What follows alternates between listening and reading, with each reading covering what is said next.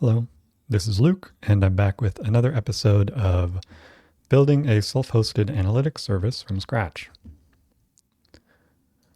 So let's get started here.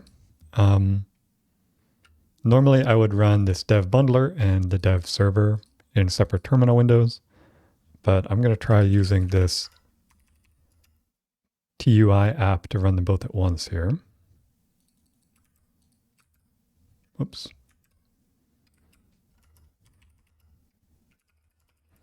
Like this. And the idea here is we actually have both of our commands running in the same terminal window. So what are we actually going to work on today? Well, where we left off yesterday, we have a basic dashboard, and we added one table to this dashboard, which you can see here. So, it shows some, basically what this is showing is the number of visits organized by page and also the average amount of time that was spent on each of those pages for each visit. And if I switch from, this is currently in visitors, if I switch to visits, then it's going to aggregate by visits instead of visitors, if that makes sense. Fairly simple in that regard. It did take us a while to build this though. We're using the recharts library that comes, as part of the shadcn charts thing. And so basically what we're going to want to do is add some more charts like this, refine the UI quite a bit, and stuff like that. But in order to do that, I also feel like we kind of need some better testing data. We have this demo app, and maybe I should actually run this here as well. So we have all three apps now, where if we go to port 8000, it's this test page, and then that shows up as another metric here. If I look back like one day, we can see that request we just did. One, if I refresh here, then refresh over here, and oh yeah, switch to visits. And wait, oh yeah, because I refreshed, it changed the look back window. So now it has two, which is what you would expect. 2 visits, 1 visitor. Okay, but how do we test a different page URL? That's something we can't really do right now. So let's fix that. Over here, because the route is just slash, Now I think if I do slash and then also slash star, we should be able to open basically any page here, and it's going to do the thing. Okay, that apparently is not right. I guess it would need to be like we could do slash. Like if we do that, for example, then this should work, right? No? Oh, I need to restart it or something. If I restart this and try again. Okay, now that works. And if now that I remembered that I need to restart it, let's try slash star again, restart it, refresh. Yeah, we get the test page. If I do like another slash here, it still works. Now if I look over here, we can see all of those different pages that I just visited. So we can kind of get a little bit more data that way. A little bit more varied data anyway. So let's commit that. Allow demo app to work for any route. Now, I'm kind of curious with the bun routing. So I've did this slash star. Do I also need the slash? Like if I get rid of that, restart this again, and just do, so now like this should still work.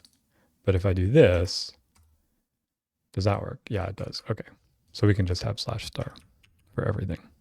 Cool. So very simple change there. I did have that in my notes, so let's update that as well. I added a couple things here that I want to do. There's going to be other improvements that we'll probably need to make here as well. One kind of thing that is a little concerning is we can't really test different visitors because I'm only my own IP address, right? And that's what the visitor ID is based on, is your IP address. So I'm going to need a way to stub that out with some fake values if I actually want to be able to kind of see this aggregation logic working at the visitor level. Obviously the visits, I can hack it a little better. But yeah, so the other thing is when we were doing, like I added this table and I was actually going to add another table to my UI, but I sort of realized that these other tables that I wanted to add also depend on data that I don't actually track currently, like host names, referrers, countries, browsers, devices, operating systems. None of that information is actively being tracked in the events table at all. So in order to handle that, we're going to need to update the tracker script to actually track that. Also potentially the server, depending on where that tracking needs to happen. And then, like at the /record endpoint. And then also we'll, obviously need to update the database schema to track these new values as well. So that's a thing. And I'm actually going to start with that. So let's kind of use these notes as a basis for the main things that we're going to want to add for now. So hostname, which comes from a header. Referrers also comes from a header. Browsers and devices, I believe, both come from the user agent header. Device is just like desktop versus mobile kind of thing. It's not specific device, but it's like what form factor of the device. I don't really know exactly where that comes from. And operating system, I believe, also comes from the user agent. So I think these three are coming from parsing the user agent header, but we'll see. In any case, we're going to want separate columns for them. As much as possible, the database schema should represent like not the raw data that we're getting from tracking, but like the interpreted values that we're actually going to be using in the UI. Okay, so let's say hostname. And this is going to be a string, of course. And should it be optional? Let's just assume that these are optional for now. And we'll figure out how that works later. So there's hostname. There's going to be a device type, let's say. And we're using underscores here because this schema is supposed to match with the schema in our database, and I'm adhering to SQL conventions. So device type, I'm actually going to make an enum, which could be like mobile, desktop. I don't know exactly what these values are going to be, but it'll be nice to have it explicit, whatever they end up being. Also, browsers. So that would be like browser. And this, I don't know if it's going to be an enum or not. Let's just start with it as a string. And we can make it more concrete later. And operating system. So that would be like operating system. Again, let's just make this a string. And I might add actually something that is like the raw user agent. Just so that people can see that if they want to. If I want to display it in the UI like this, it's a Chrome browser on Windows and it has this user agent or whatever, right?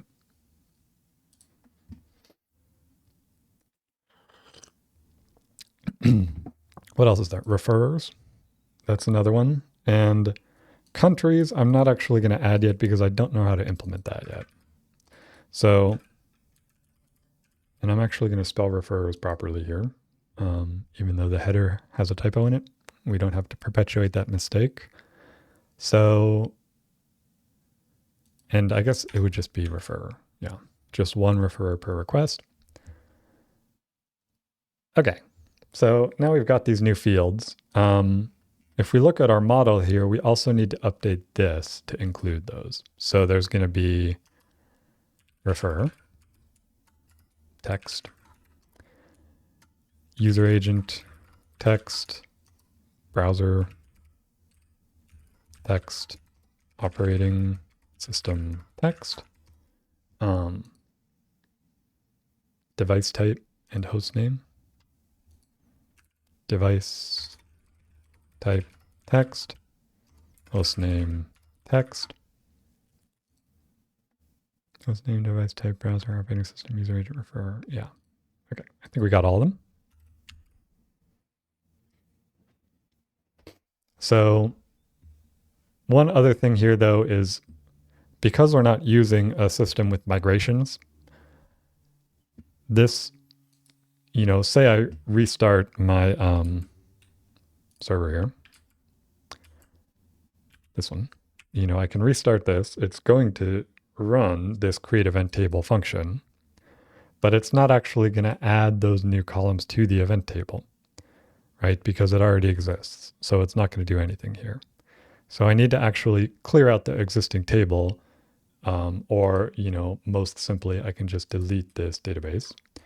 I'll probably need to quit my stuff here so I don't get errors when I do this. Let's delete that, restart everything. And now we should have those new columns in the database. Obviously, we also just deleted all of our data, which isn't ideal. And that's where migrations would come in handy here. We could do an alter table add column thing to add those new columns. But that also adds a fair bit of overhead. In terms of code complexity, that I'm not that interested in doing at the moment. I do actually have a lightweight migration framework that I use in another project that's built around the same thing. What we're using right here is Bun's SQLite API. And I have a lightweight migration framework built around that, but we're not going to be doing that quite yet. Still in development. It's easy enough to just delete that testing data and start fresh. Okay, so we've got these new things. Now we need to actually start tracking them, and that's going to be the interesting part.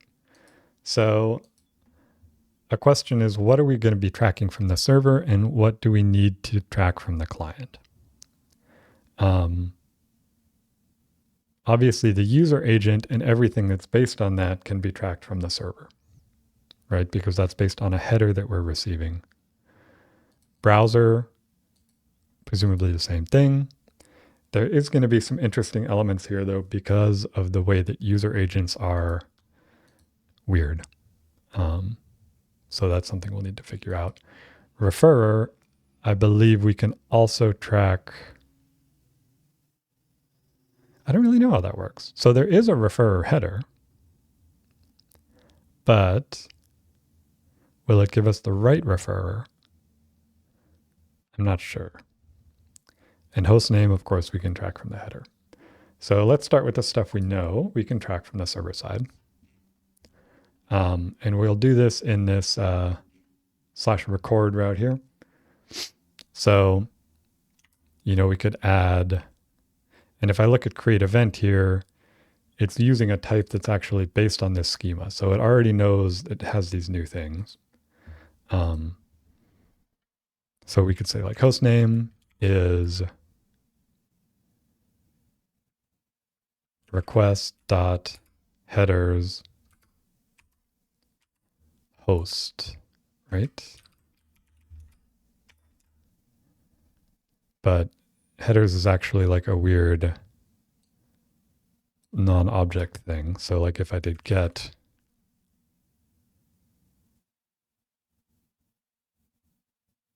of all the values of a header within a headers object with the given name.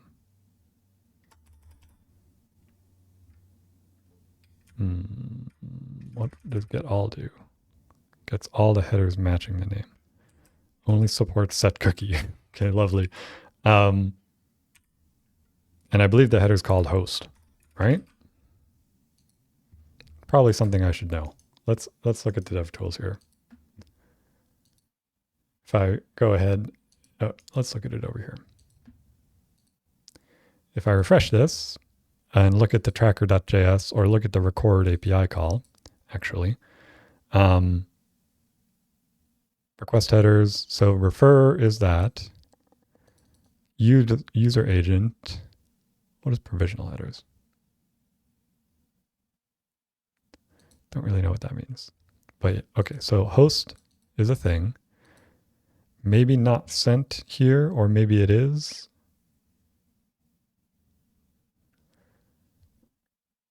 There's this, and there's this, which maybe we can actually use for those other things. So, but this is probably Chrome specific, I guess, judging by the header name. It's probably going to be quite a bit of complicated logic here, actually, to parse these things out based on different browser types and so on. Not exactly looking forward to that. And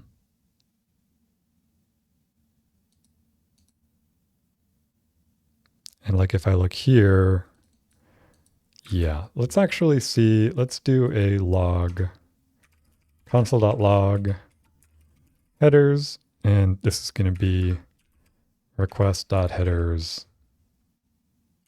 dot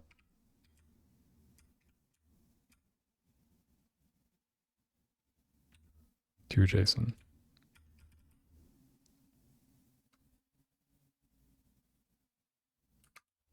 Sure.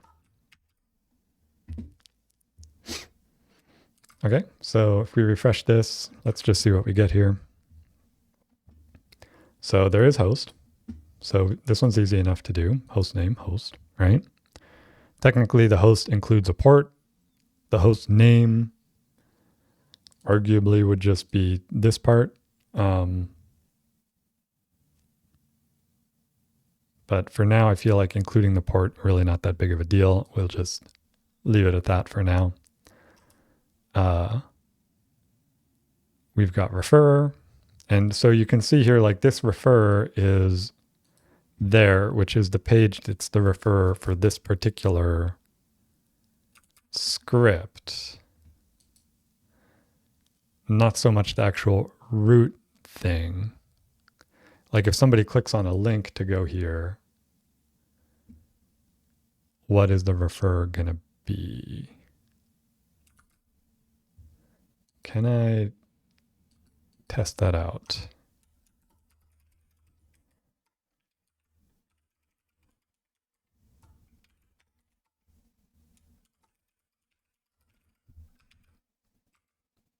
Oh yeah, gotta restart this.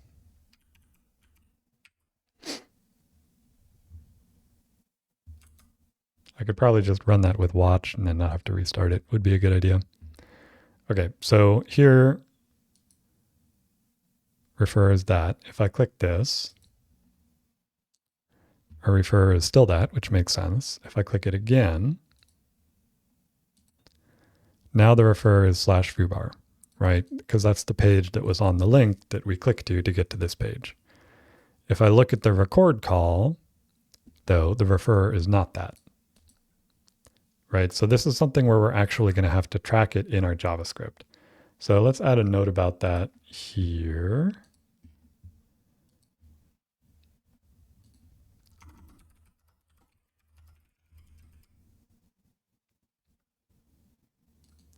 Let's do it like this. Let's say like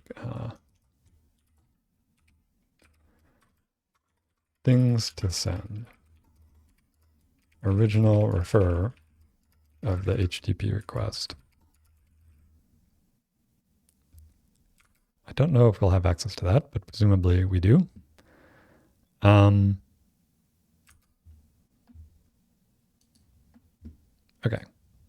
but that's not going to be happening on the server. The user agent will just be, again, just the raw user agent header. That's easy enough. User agent.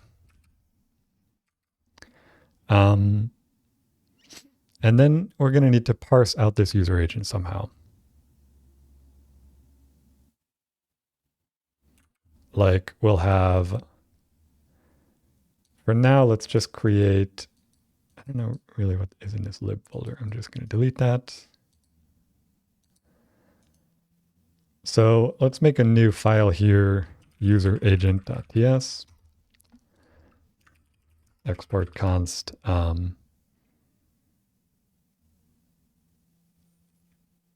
OS, or like parse user agent, let's say. And this will accept a string. Let's do export function. And it's going to return a parsed user agent object. And we can make a type for that. Interface, parsed user agent, raw, string, browser, string, operating system, string. I could just call this OS maybe. Doesn't really matter. And what else would we get out of the user agent? Is that going to have, I don't think that's really going to tell us much about whether it's desktop or mobile, except, you know, you could be like, oh, it's Android, it's probably mobile. But I mean, look at this mess. You know, it's got Mozilla, it's got Apple WebKit, it's got Chrome, and it's got Safari. It's just everything. You know, just everything all at once. No big deal. But apparently this is a fairly common thing with user agents that browsers do to kind of get around server-side logic, where it's like assuming, you know, oh, if you don't have the Mozilla user agent, then it's like there's certain things maybe you don't support or whatever. But Chrome does still support them, so it includes the Mozilla agent to support those old servers. Or something like that. Something weird, backward compatible like that. So if we think about how we would want to do this just kind of naively, it's actually going to be pretty hard to tell without testing myself in a variety of different contexts, which I don't really want to have to do too much of that. Like testing with all the major browsers and all the major operating systems and seeing what we get. But what I can do is at least do some basic heuristic checks, right? So one of them is like, if we see Windows in here, Windows NT or just Windows, it's probably Windows. Simple enough.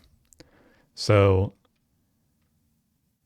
let's say like, const result equals raw, and these I'm going to do question marks UI, and then return result. And we could say like if UA.contains or includes Windows, then result.os equals Windows. And this, I should do like so. And really, I'll have these be hard-coded here, or, you know, enums. So we know OS could be Windows. And then we could also have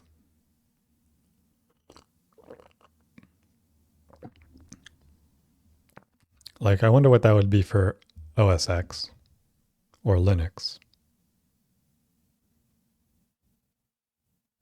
Would it be like for OS X, would it be OS X or Mac OS or Darwin or what? Let's see. Maybe there's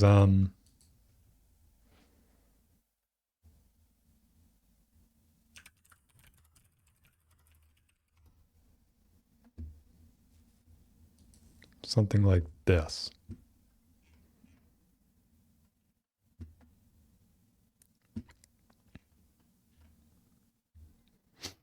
So Android says Linux and Android.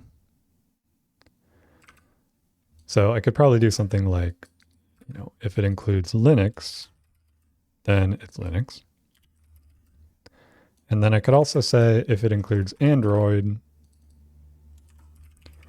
then it's Android.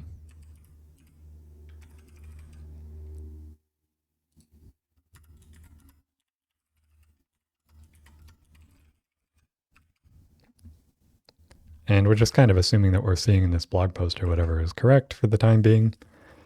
So the interesting thing here, you'll notice like this says both Linux and Android, right? So by doing this, we're first checking if it says Linux. And then if it also says Android, we want it to say Android. That's more specific, right? So that's why we're doing this update later. It's actually going to override the Linux one.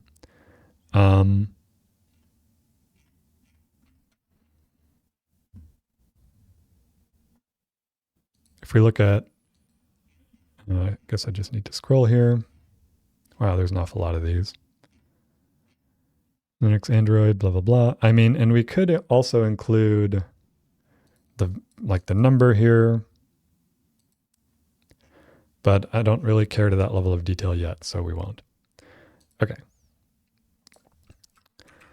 For iPhone, it's going to be, we're going to have something similar for iPhone. So looks like this could just be iPhone, right? And this would be like iOS. And then we'd also have like OS X. And that, like again, we can see here it says like Mac OS X. So we'll add a check for that, and I'll double check that that's correct when we actually get to that section of this particular blog post or whatever this is. I feel like this is some kind of marketing material. That's okay though. Windows Phone. Right, that's a thing. That's totally a thing, right?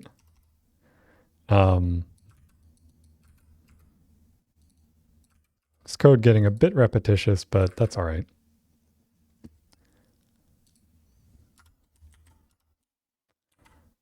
And we can't really just replace this with a plain old lookup table because the order in which these checks are happening is actually significant, right? Windows Phone.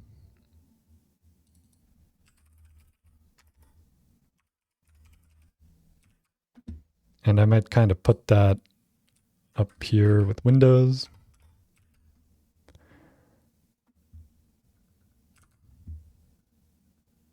Well, actually, so see how this says Windows Phone, but it also says Android, right? So we actually want to make sure that goes below Android because it's more specific.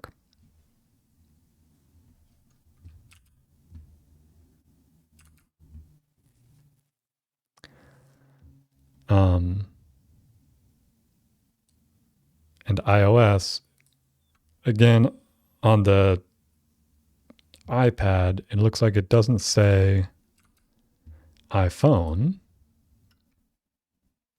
I might just add an or here, or UA.includes iPad. Then it's iOS.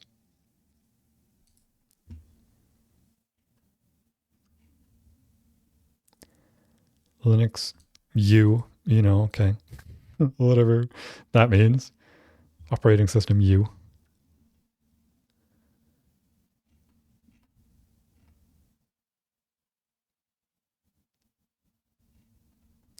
Okay, here we are, desktop user agents. So this is what we were just seeing.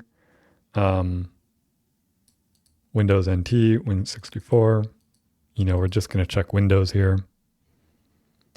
It looks like for OS X, we're looking at Macintosh.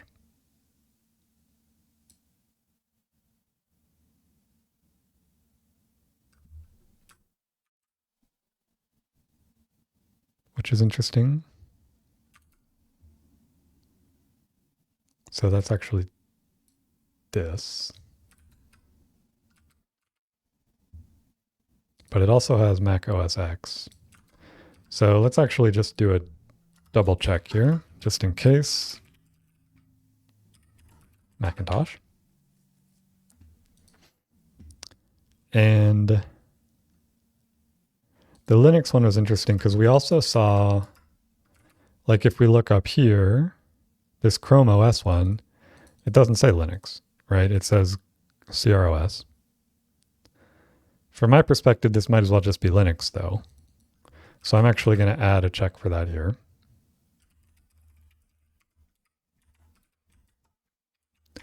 And I'll also add a check for that X11 string that seems to be showing up in the Linux ones.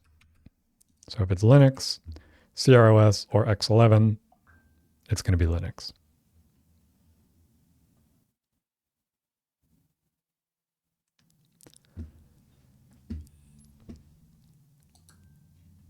And then set-top boxes, don't really care about that. I mean, it's really not going to show up, I feel like.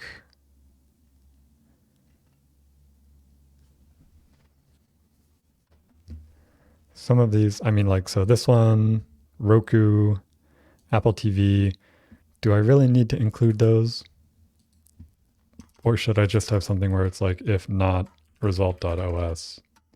In fact, let's just do it like this. OS other.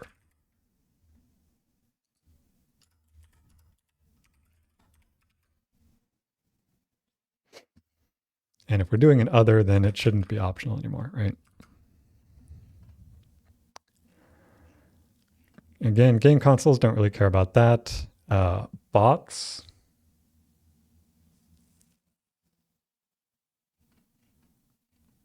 Don't really care about that. I mean, I'm mostly focused specifically on the operating system right now, right? Obviously, we haven't even thought about browser, but we should. But I kind of want to add some tests for this now. This feels like a good thing to test. Let me just do that. User agent.spec.ts. And we'll actually add, I don't have a test command here. One of the nice things about Bun is it comes with a testing framework, so we don't really need to install any new dependencies. We can just do Bun test. And then over here, we can, have our describe, or no, I think it's actually called test, right?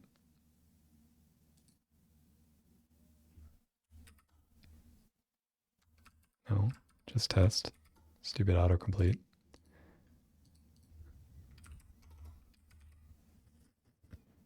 Import test. Oops. From Bun test. Yeah. Okay. So, and we'll just do test dot each, I think. And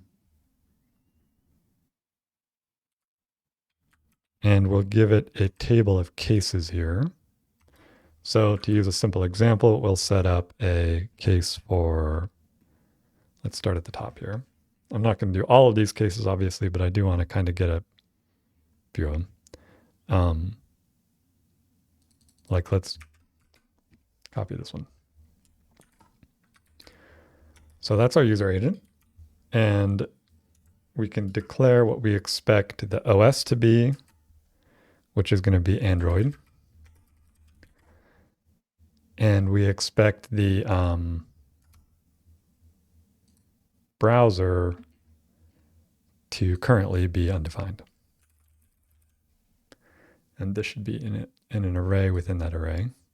Oh, it already is. Okay. And then what's the format here? So this function is going to take 3 arguments.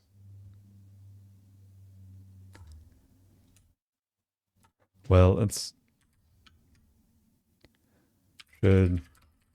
just put in some kind of random label. Okay. Right. And then this is going to be UA OS browser.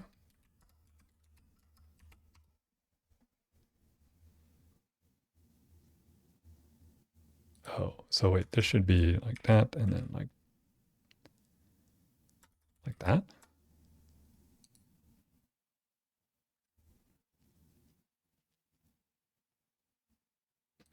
And then I think there's something we can do in this label to like update that, which I'll do. But first, let's just try this out, see if it works. So it would be like parse user agent const result equals parse user agent UA expect result dot raw to equal UA. I got to import this from bun test as well. And we also expect result.os to equal OS. And the same with browser, right?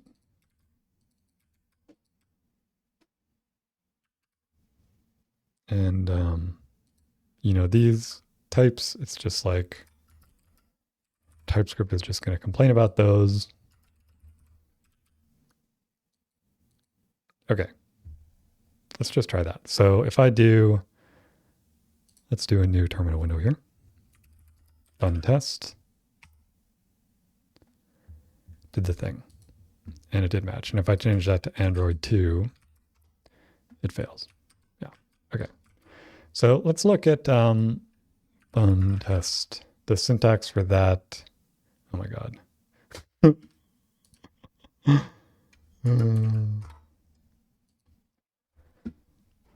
Let's look at the syntax for that test.each.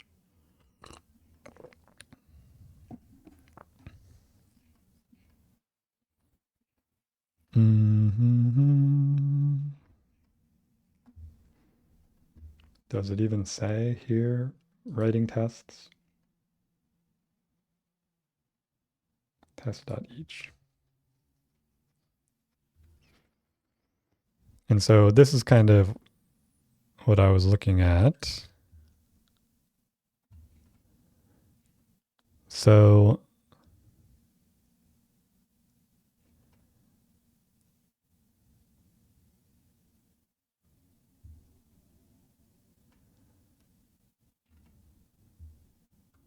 the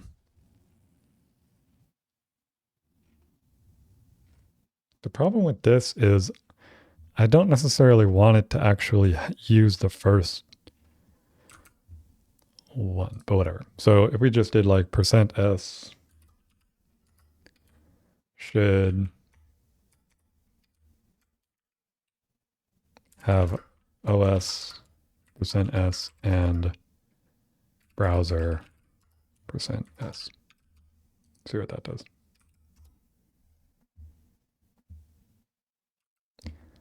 The browser is just hitting it with the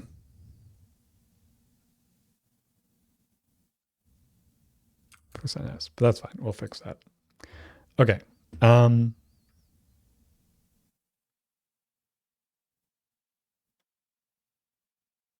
Yeah, that's okay. So let's add some more of these. Let's wrap this all in a describe block. So we'll need to add that here as well. Describe, parse user agent. And this is all going to go in there. Okay, so now if we run it, that's wrapped in a describe block. So we see that there.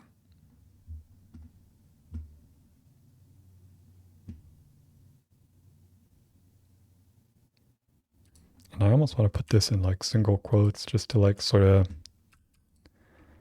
differentiate that a little bit. Yeah, fine. Okay. Let's add some more tests.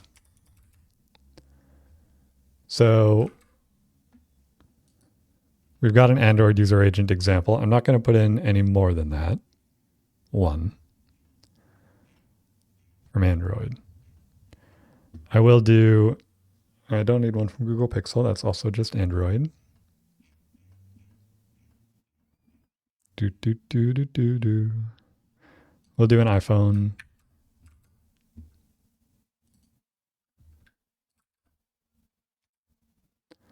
So this is going to be iOS.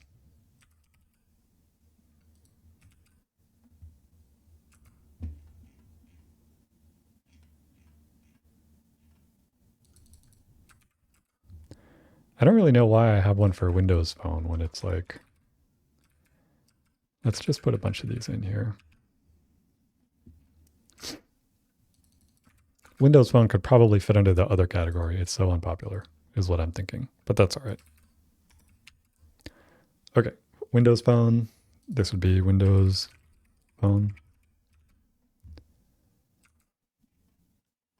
Tablet, so this would be iPad, which is also just iOS, right?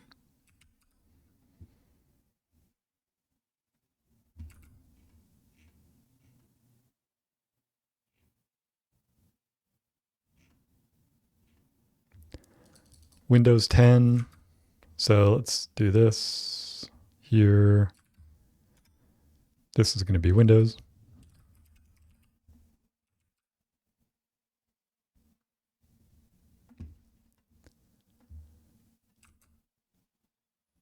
Chrome OS is going to be Linux.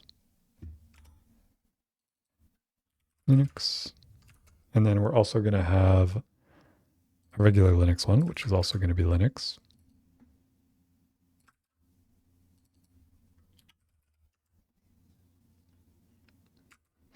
And then we'll have a Mac OS one, which is going to be OS X.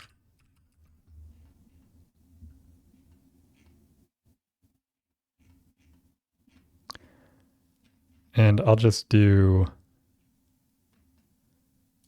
you know, whatever, an Apple TV one, and that'll be other. Let's just do this. Apple TV, other, undefined. Right, so we've got some simple test cases here. So what's failing? First of all,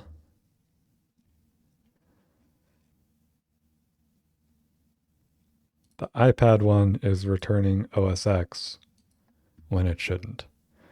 So this check, I believe, needs to actually go below this check for that to be fixed. And the same thing was happening for OS X, right? So now those should be fixed, right? Yeah. Okay. Simple user agent parsing. Do we want to parse any browser information out of this? It almost seems kind of pointless because of how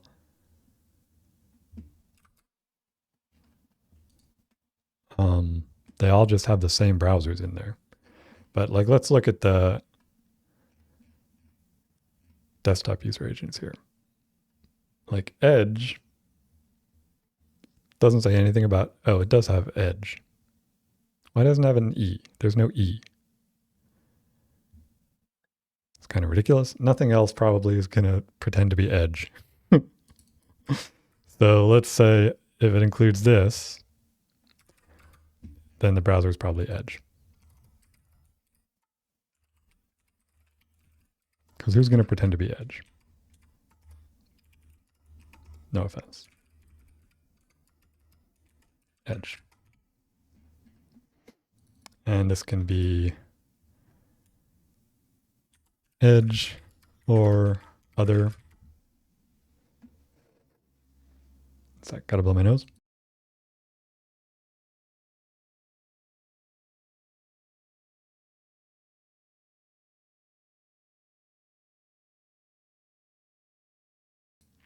Okie doke.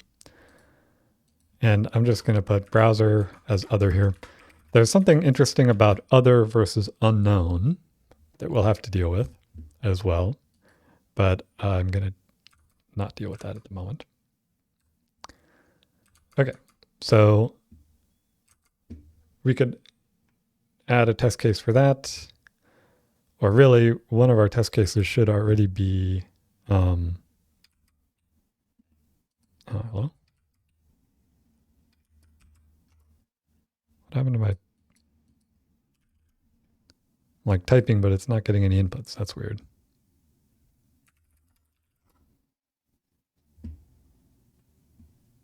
Okay, yeah, so first of all, let's Control F, undefined, replace it with other.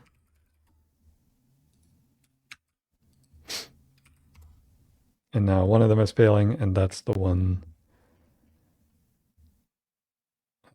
Windows NT. This one should be Edge. Yeah. Okay. Chrome reports itself as Chrome, but like Edge also reports itself as Chrome, right? Firefox does not. So let's assume that if it says Chrome, it's Chrome unless it also says something else.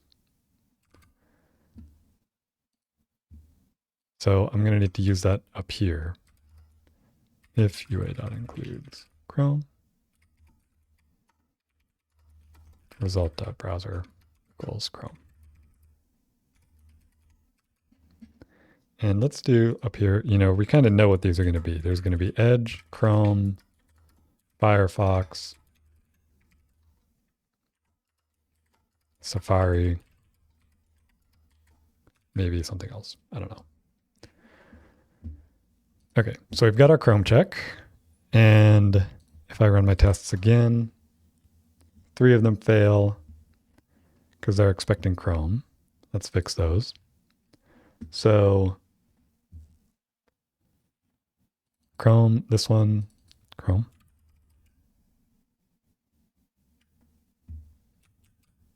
Let's just look for Chrome here. This one, Windows Phone. This one's also going to be Edge. And here the Edge doesn't, it's not missing an E. Is that a typo?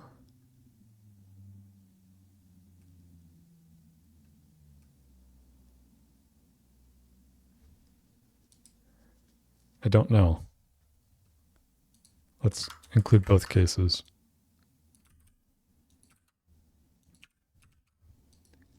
Okay. So this one's Edge, and the other Chrome down here. This one's actually Safari, I think. And we'll deal with that case in a moment. This one's Firefox. This one is this Firekeepers?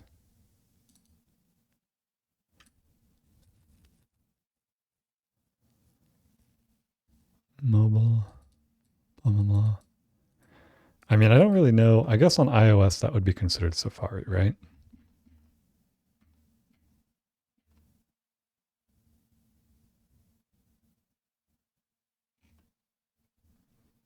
Doesn't really even say.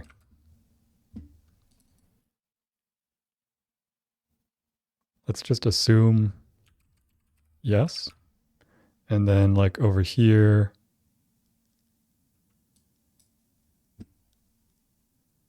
we could actually say result.browser equals Safari. Just default it to that, and then it could get overwritten if there actually is more information in there for some reason. Like if they're using Chrome on iOS, it should have this Chrome in here, and then it'll handle that properly, right? Okay. So we've got Chrome checked. We've got Edge checked. We don't have Safari checked or Firefox. So let's put 2 more checks in here. Firefox, I think, is actually just going to have Firefox. it looked like. Like this one, Linux-based using Firefox. It actually includes Firefox. None of the others do. Seems all right. And if UA includes, and I do have a check for that, right? The Firefox one, yeah. What was the other one? Safari. Non-iOS Safari. And that one just literally just says Safari. But Chrome also says Safari. So we'll need this to go above that.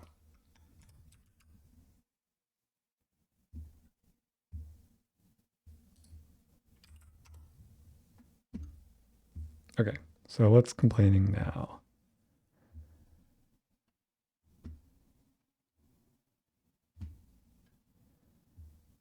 This one, instead of saying other,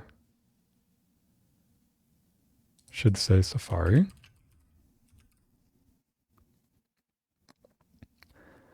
And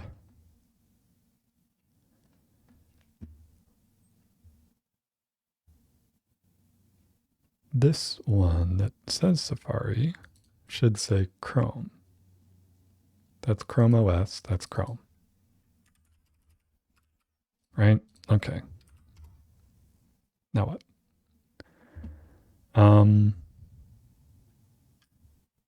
Expected other received Safari. This one, so this is the mobile one. This should say Safari.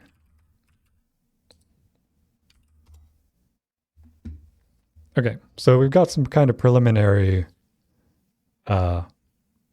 cases here. Again, not covering every possible case. There's some other kind of interesting things. Like if we look at these Chrome specific headers, I think is what they are. This actually tells us exactly the platform, whether or not it's mobile. And that's would be nice to use, but I don't think those are going to actually be present if we're not using Chrome.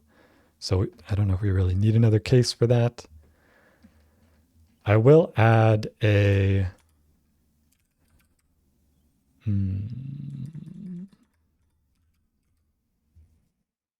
what's the best way to tell whether it's desktop or mobile?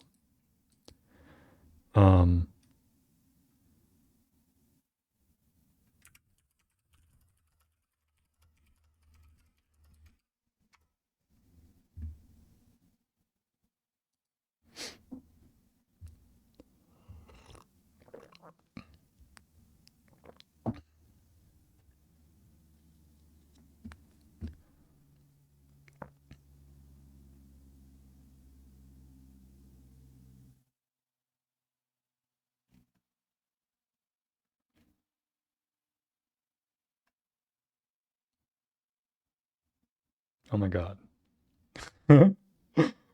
What the heck? So it's checking navigator.userAgent still. So it's still just totally based on the user agent, I guess. And navigator.vendor. I don't know what that is.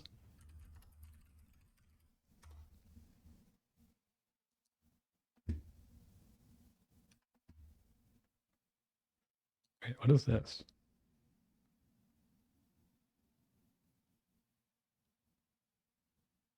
Okay, we don't really want to use that.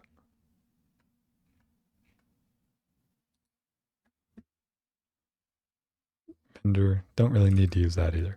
Okay, well, I'm just going to do a simple kind of naive check here. So device type, mobile or desktop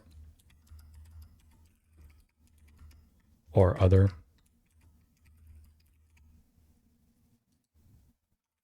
Device type other. So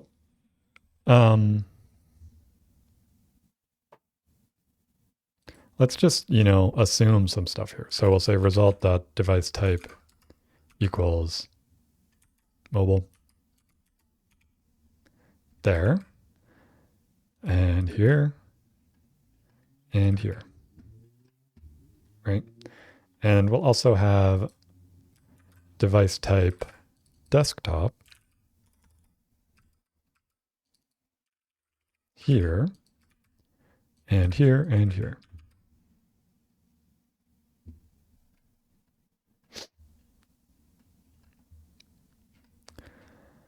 And browser, that should not be optional anymore.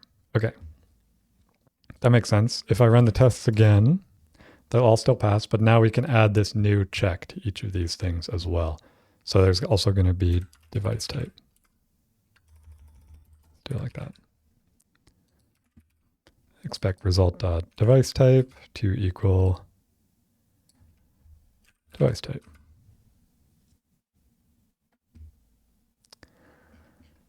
So this one is mobile, mobile, mobile, mobile, desktop, desktop, desktop, desktop, other.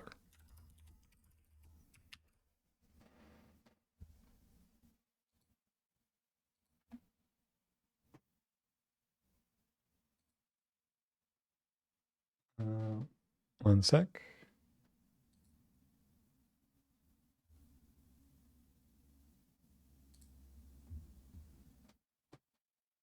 Okay, sorry, just had to ban a spammer. Okay, so now that's working. And let's do like browser S and device type S. Oops. S, like that.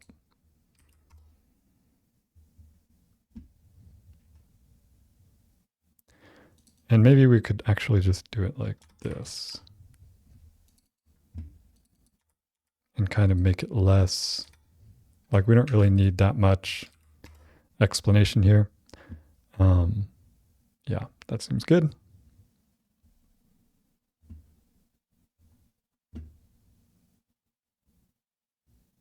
Okay, so now we kind of have this parsing going on. This needs an as any here as well. So now let's actually use this function in our server, right? Over here, or no, over here, we can say parsed UA, let's just do it like that, equals parse user agent. The nice thing about this is because we're doing it on the server side, we can also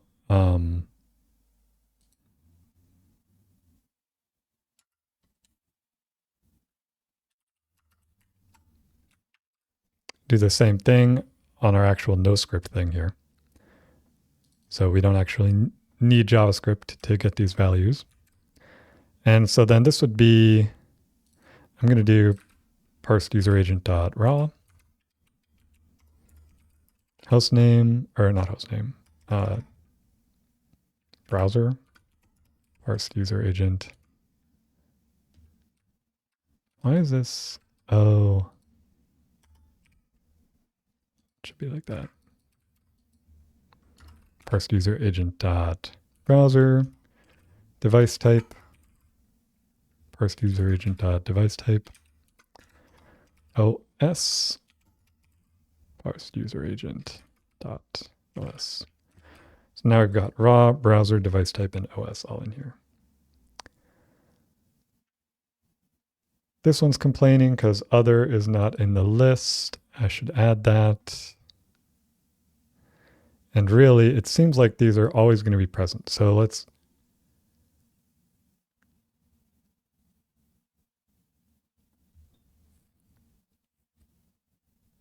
not make them not optional.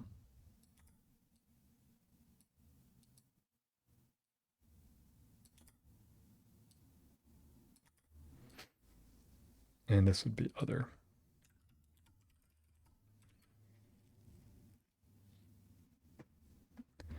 And there's going to be some duplication here. So let's think about that too. So we've got this user agent thing, which has these types. And then the schema. So like, what if I did something like this?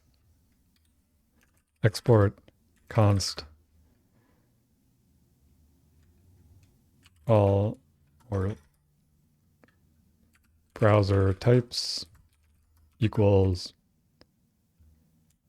Edge, Chrome, Firefox, Safari, other as const.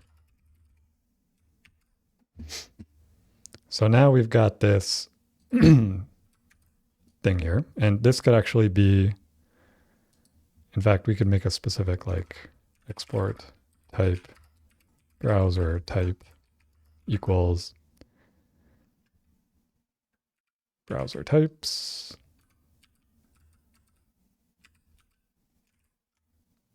Or it would be like type of browser types number. Is that how you do it? The kind of magic syntax? Yeah, okay. So, and we can do the same thing for these others. And that way, like browser types array, we could also use in our schema here. Like browser could actually be z.enum of browser types. Right? And we could do the same thing with the other thing. So let's do that. Kind of trying to reduce the code duplication here. So browser types, operating systems, and device types. So device types is going to have mobile, desktop, other. And operating systems is going to have these, and I'm actually just going to do it like this.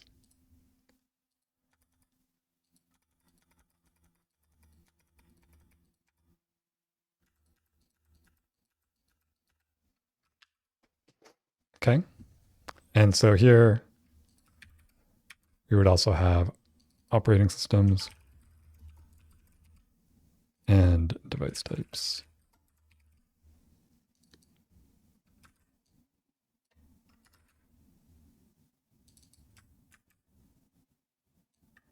And I guess this would just be singular, actually. Device type, operating system, yeah.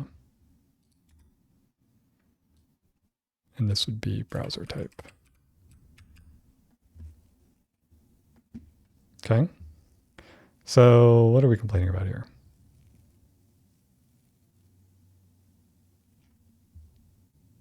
Oh, yeah. Device type, and this one is operating systems. Yes. Okie doke. And now we can fix our schema. So device type is now an enum of device types. And operating system is an enum of operating systems.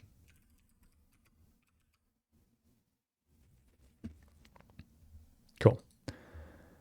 Okay, and we're getting some errors here, which we'll have to address. But that is actually good. It's telling us where there's a problem now that we've made these things required. So like if I were to have forgotten to put this line, I'm going to get an error, right? Okay, so we can basically do the same stuff up here. Do this, or yeah, just copy.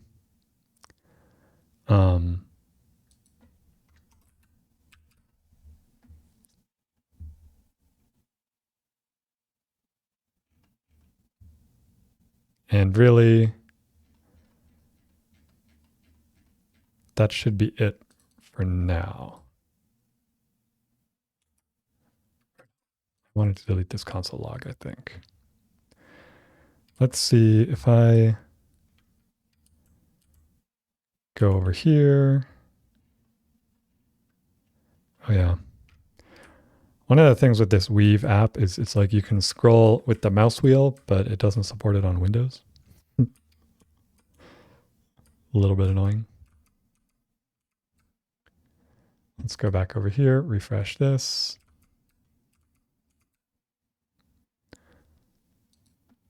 Right, so we're setting browser, device type, and operating system. What else did we add to our schema? Browser, device type, operating system, and user agent. And hostname, which we're also setting.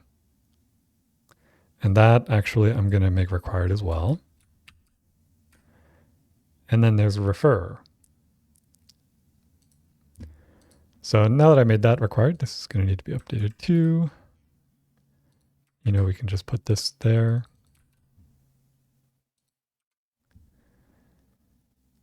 And we can say it's fine if it's not present, but it could be nullish. Nullish, but not optional. A bit confusing, but by making it nullish but not optional, we're allowing it to be set to null. But if we forget to set it at all, that I guess wouldn't be an error. If we did just nullable, then forget to set it, that's an error. Seems good enough to me.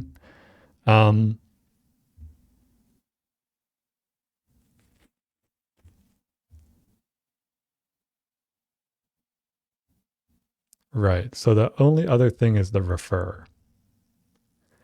And we decided that was going to need to be set, I believe, on the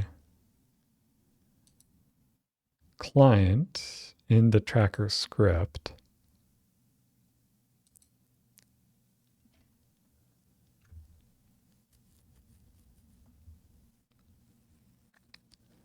So this would be something like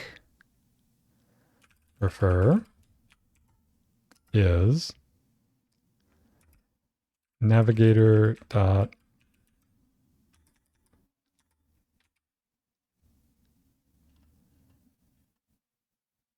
maybe it's not navigator.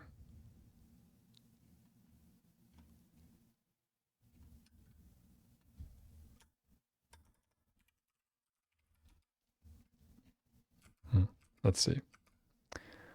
Let's ask the internet. JS get refer. Document.refer.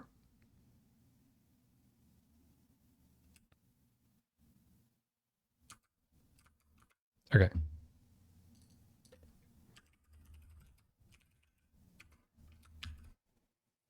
Cool.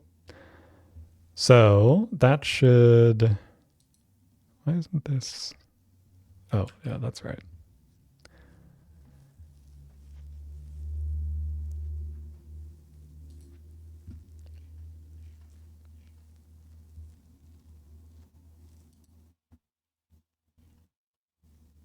Yeah.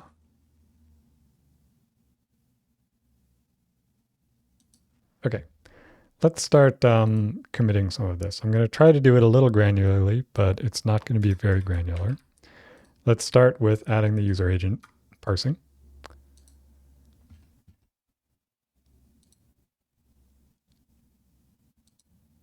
So we can say like add user agent parsing and tests. Add command for running tests.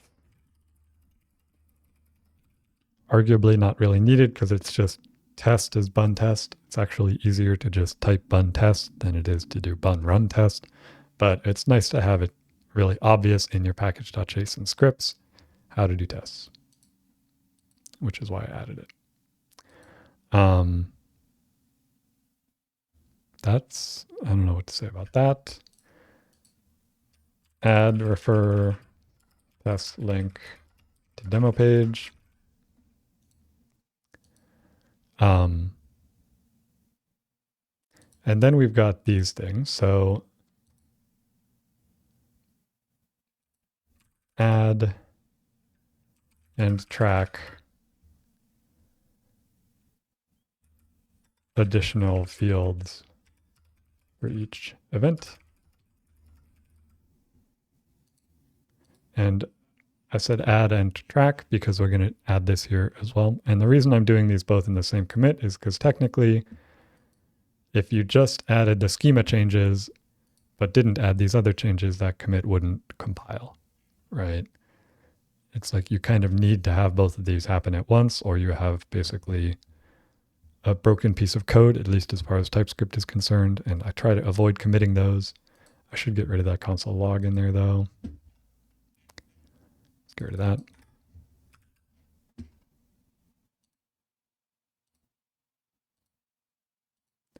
And then we'll also do this separately.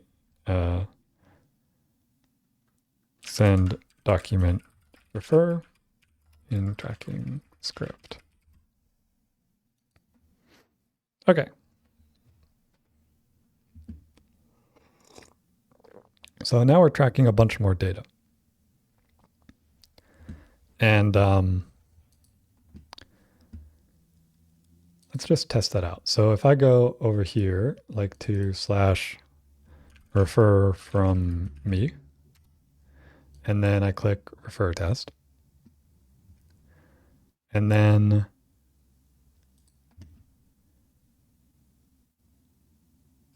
I open Table Plus, and we're going to connect to this one and just take a look at what we got here. So we should have gotten, if we sort by start time like that, this is the most recent one. Chrome, Windows, desktop, correct. The refer is null though. It should be refer from me, right? If I look at this foobar page here, refer is that. And if I look at the record call, it does include that in the payload. Oh, but we might be stripping this out. Analytics? Yeah. This is a self-hosted analytics alternative to Google Analytics or something like that, you could say. Part of the reason that I'm doing self-hosted is because I want to avoid having to use third-party analytics where they don't really need that information about my viewers or my readers, the people on my website. But also just because I'm kind of curious about how it all works.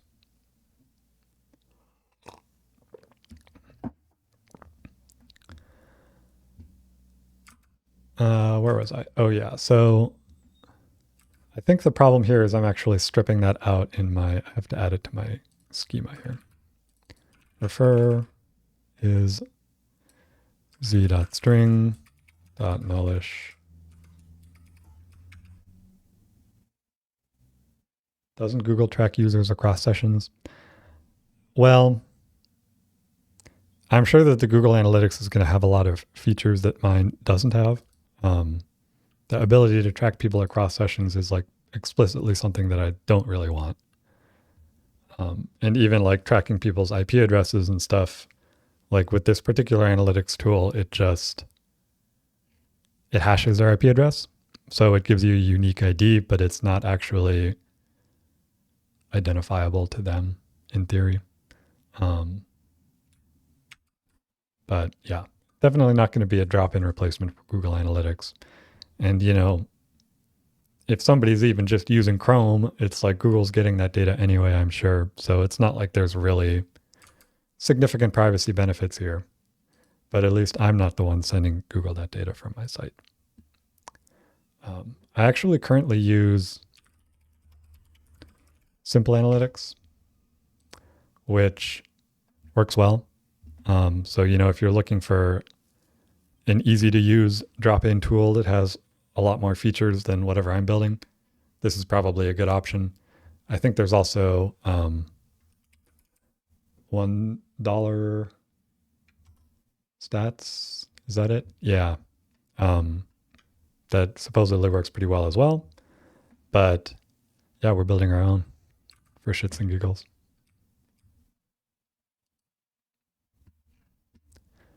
I'm actually planning on taking this tool that I'm building, adding it to my site, like the sites that I host, and then sort of comparing and contrasting the data that comes here with the data that's actually going into Simple Analytics, sort of seeing what I'm missing and stuff, but we're still a long ways off from that.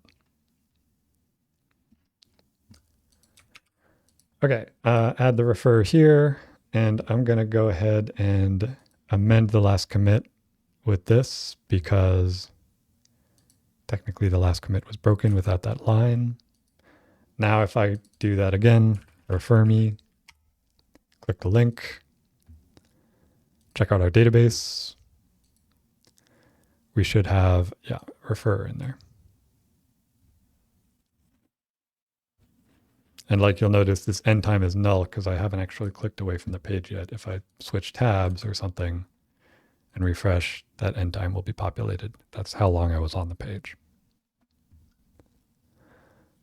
Okay.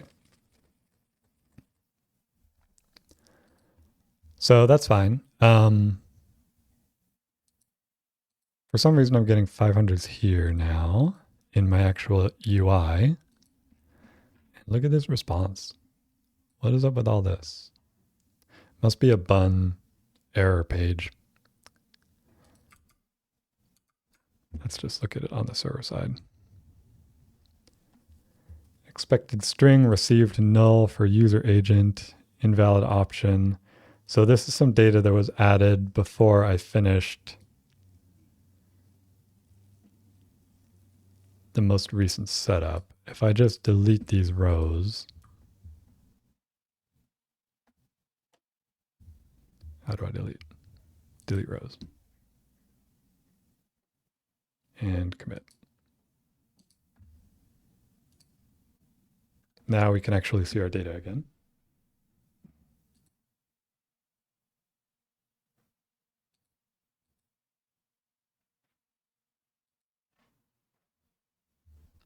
Okay. So now what we kind of want to do is start, like the main reason that we added this new data is actually to support some new UI elements that we want to add.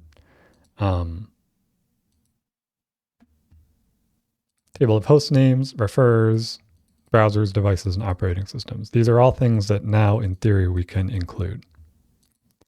But there's some things that we kind of want to figure out first. I have two things I'm thinking about here. One is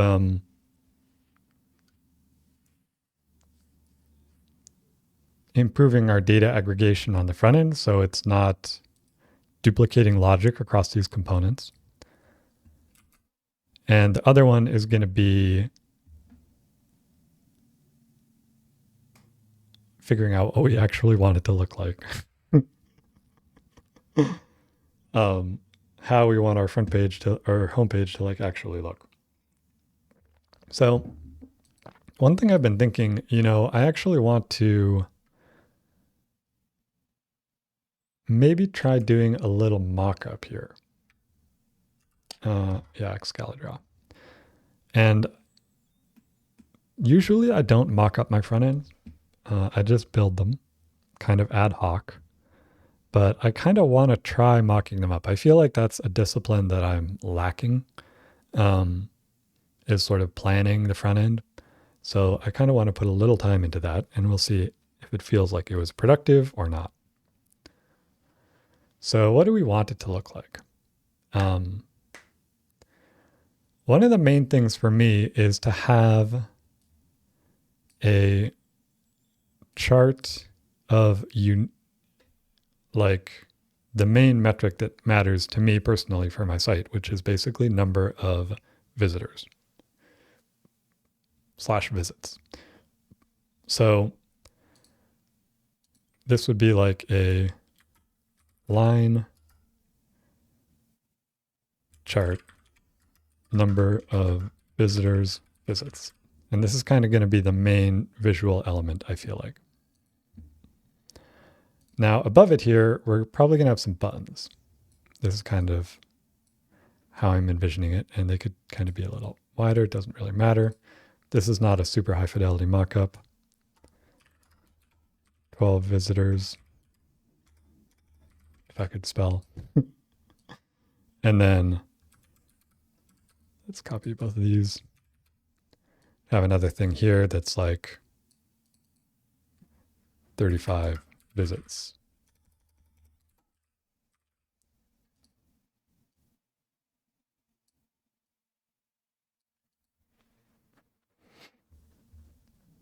And it might be good to have some kind of indication. Let's group these and group these. It might be good to have some kind of indication that these visitors and visits are going to be affecting the whole page when you click on them. So probably the best way to do that is to make them kind of like tabs. And let's make these straight edge. And one of them is going to be selected. And one of them is not. Maybe this one I'll have it be gray. Doesn't really matter. Kind of the point is just to indicate that it's selected and the other one's not. And then that'll kind of be affecting this whole space below it. And let's send this to back. And this is not going to have a background color.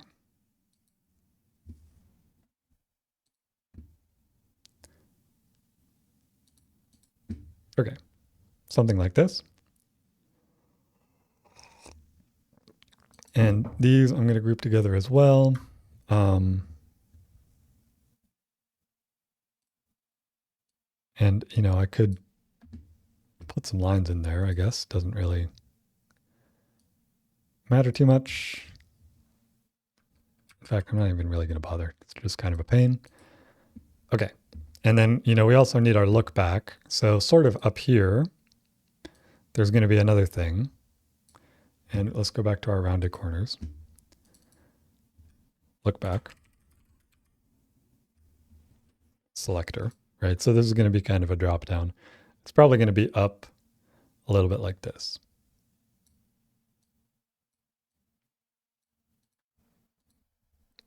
And we're probably going to want some kind of title over here too. Analytics.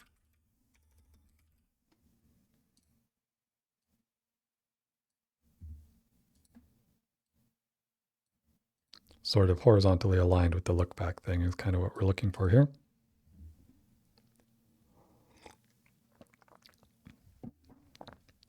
And so one of the things to think about here is what happens if people want to use this same service on multiple sites, right? You want to see different data for different sites. I feel like there's something I want to add for that. And if you did add that, then this would actually probably be the name of site, mysite.com. And we'd have like a little drop down there. Let's do just little arrows to indicate a drop down. So you could pick which site you're actually looking at.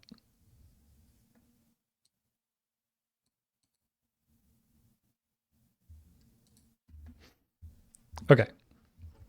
And then down here below this, so this line chart, this is giving us a sense of the trend over time of the visitors to our site, right? Is it going up? Is it going down? Whatever. We also kind of want some aggregation tables. And like, that's what I have here. It's a table that's aggregating the data by page and displaying that as kind of like a drill down thing, right? So let's make something here. And I think we're going to kind of want to have probably two of these side by side like this.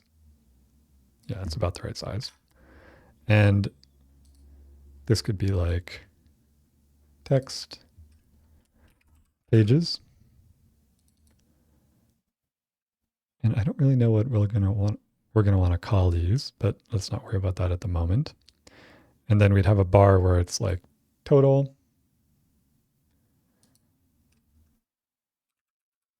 And, you know, we could have some other bars here. And really, I want these to kind of look like this, where they're pretty close together. And, you know, maybe a couple other tiny ones down here. Right? And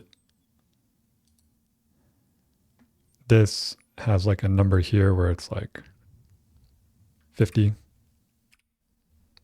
Let's do this small, 50.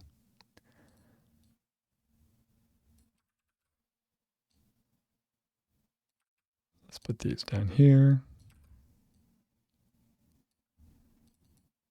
This could be 30. Doesn't really matter. This could be 10, 5. I mean, in theory, they're supposed to add up to 50. Let's just make this 35.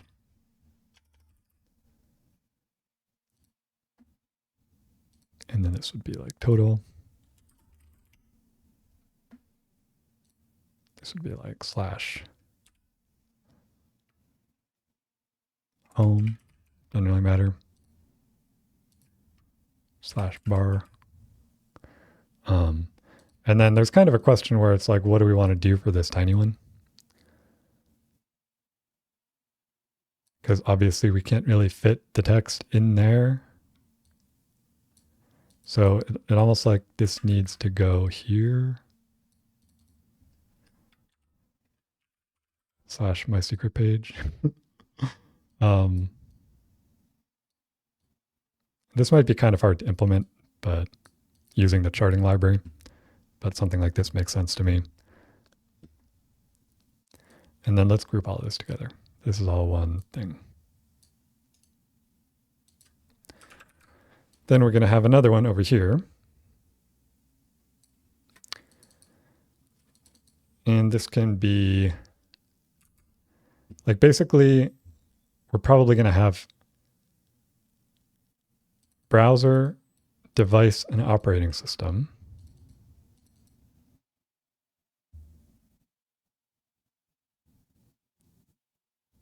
And host name and refer.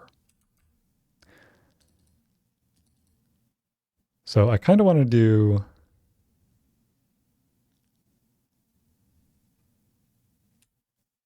I mean, it doesn't really matter that much. Refer could go there.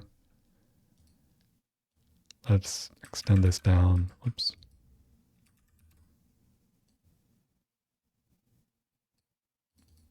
This one's going to be hostname.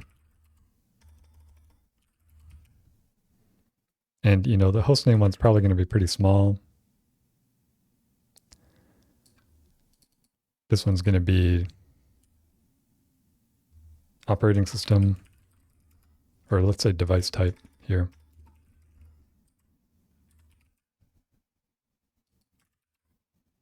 And then we're going to have two more, which is going to be browser and OS.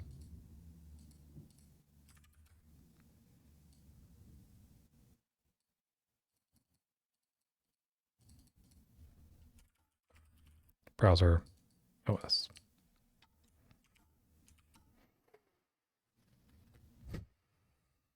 Okay. Now, arguably, we don't really need these totals on all of these because the total number is always going to be the same for all of them, right? But it's not the end of the world either. So let's just leave that. This could be, you know, google.com or whatever. And this could be like other page. And, you know, there's going to be some formatting issues with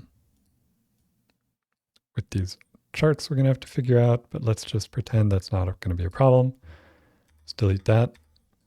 One of the things with these two that I kind of want to illustrate in the mockup is they're going to be different heights. So like that one's probably going to be like that, but we still don't want device type to move up like that. Like we want to maintain a grid layout. So this is telling me that we are going to want to use a grid layout, right?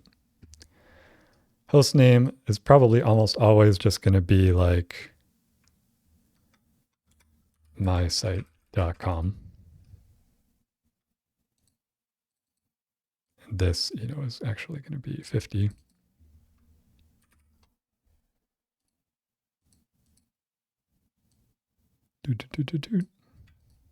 Delete that, delete that, delete that, delete that, delete that.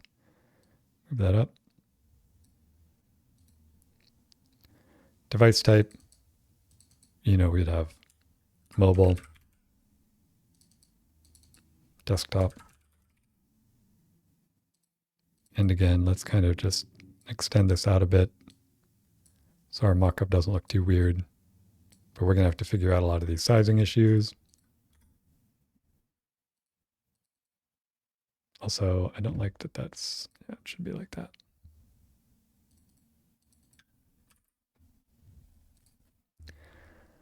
And then the browser and the OS, I'm not going to actually do much with those. Like I could try to make those more realistic as well, but I'm not going to do that.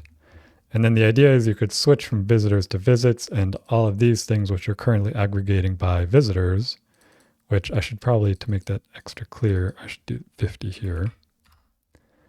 And let's update this to 112 or whatever. Doesn't really matter. If I click visits, it's going to switch it to doing it by visits, right? So this is kind of the UI that we're going to want to build, I think.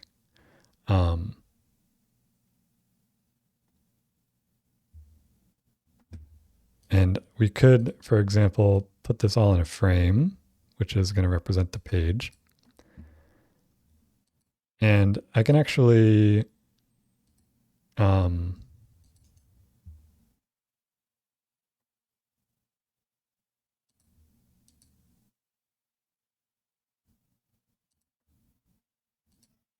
copy this. And I think I have a thing here where I could add, I actually already have I forgot about this. I already have an architecture.excalidraw. If I do a new one, I could call mockup.excalidraw and paste that in there and, zoom out a little bit. And we can actually see our mockup in VS Code as well and actually save it, which I want to do. Add mockup.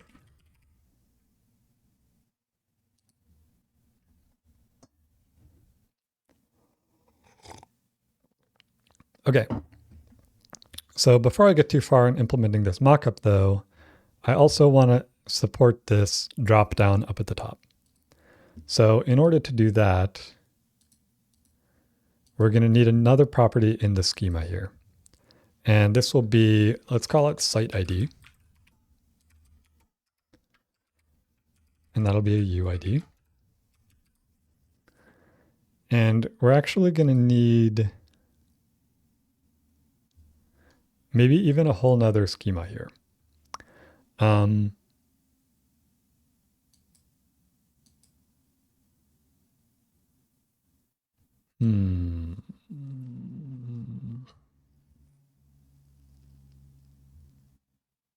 Yeah, I think we will, but we'll deal with that in a moment. So let's add here site ID text.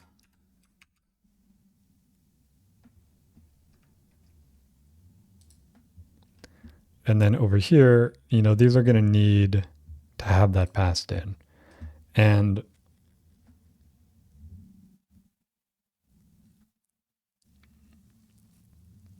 arguably, we can infer the site ID from the host name.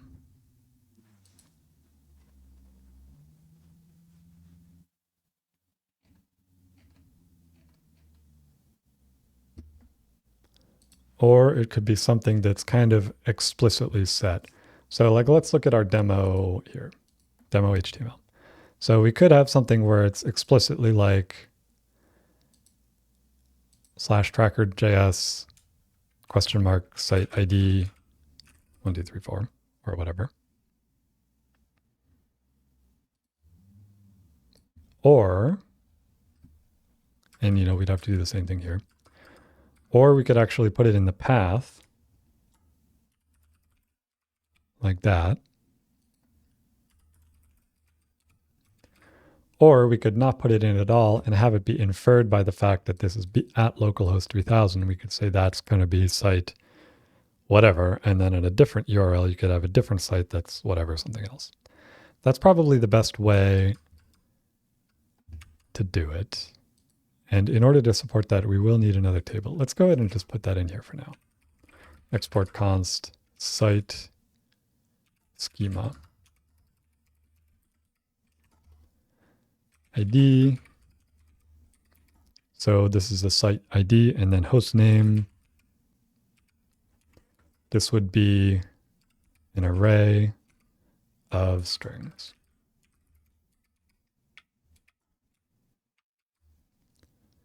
And kind of the logic will be, if the host name is in an array of host names, then the site ID that it matches against is this site ID, if that makes sense.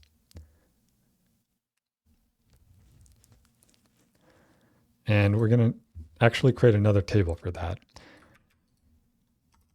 Let's do this properly here. So I kind of like to have a separate folder for my different models. So if I make a new file in this folder called schema.ts and actually move this over there is really how I want to do it. And then, fix this import from Zod v4. And then add another thing here, model.ts. And, we have this server only thing I'm going to put over here as well. Because this is a, isomorphic app where the same code base is used for both the client and the server code. Something like the schema, we want to be able to import in both the client and the server. Something like the model, we want to be server only. And that's what this declaration helps us with. Throws an error if it's imported from the client. Okay, so, and let's actually sort of copy all of this.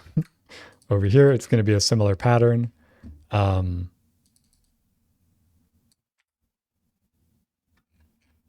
So this is going to be sites. And so there's the ID, and then host names, text.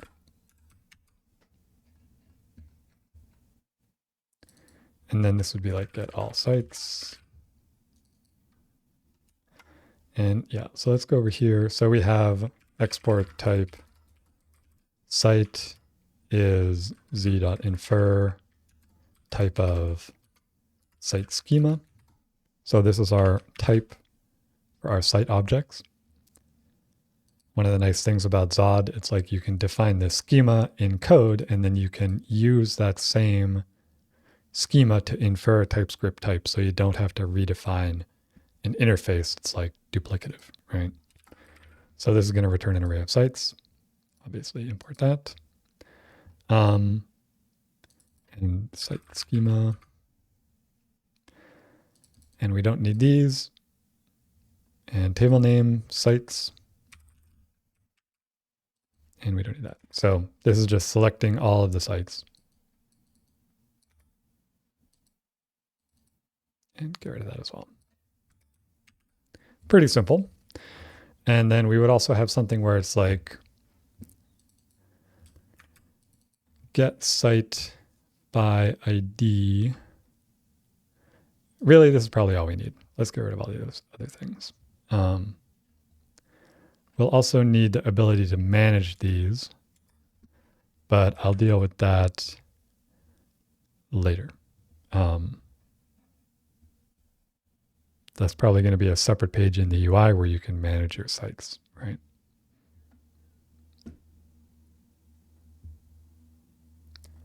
Let's get rid of all that. Don't need it for now. And the other thing, so like if we look at I don't actually have an example here, but one of the kind of annoying things about SQLite is it doesn't have the greatest JSONB support. There is like a JSONB type, I think. Like if I made this JSONB and create sites table, let's just try this and see what happens. And we're going to need to make sure to call this create sites table. These, the Bun SQLite API is actually not async, which is interesting. So I don't have to await these.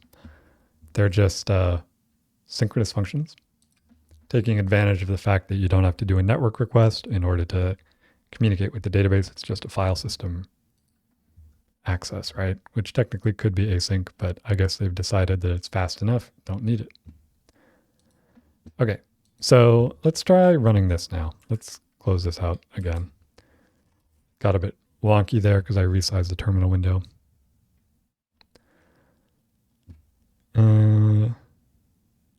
Syntax error. Oh, I'm missing, or I shouldn't have the comma. Okay, so now if I look over here, I have that new table and it has host names. If I inspect the schema,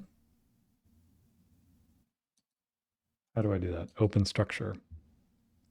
The data type is JSONB, which is good. I think this is a relatively recent feature in SQLite. Let's add a row here because we don't have a UI for that yet. We're just going to do it manually. And ID is going to be, well, so over here I do specify that it's a UUID. So I need to get a random UUID. Let's just do that. Node window.crypto.random UUID. Oh, that doesn't work. Import or require crypto, if I could type, .random UUID. Yeah. Just give me something. Put that in there. And then host names is going to be a JSON array localhost 8000.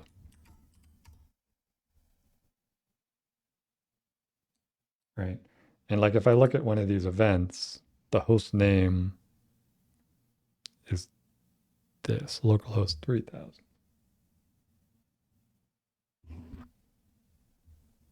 That's not really right though, is it? So, because this is localhost 8000, but the request for the tracker is going to a different host name. And what we're actually getting, like if I look here, different host name, 3000, which is what you would expect normally, right? The tracker is always going to be hosted on its own separate domain from the main site. And what we actually want is the host name of the domain of the main site, not the host name of the tracker. So that's something we need to fix.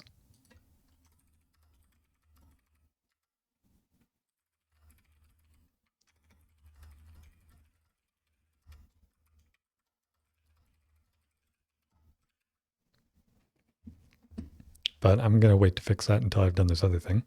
Anyway, so if we do this, let's just set this to, what it should be as well as what it is, if that makes sense.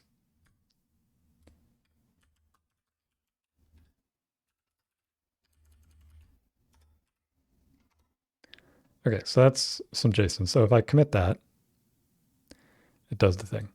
I'm curious, if I try and commit something that's not valid JSON here, is it going to work or is it going to yell at me? Totally works fine, which is kind of what I was concerned about. I don't know how deep that JSONB declaration actually goes here. So now let's do like over here,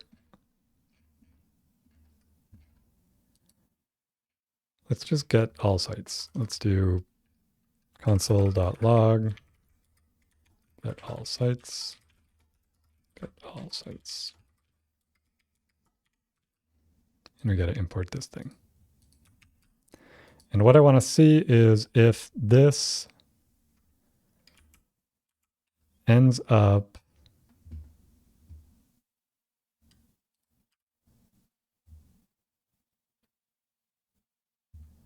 right. So it says expected array received string. And what that's telling me is the type of host names is actually a string. Even though we've declared it as JSON-B, it's not being serialized or deserialized the way we would like. And I think the way we need to fix that, or one way we can anyway, is by adding a preprocess step here. So like from JSON string,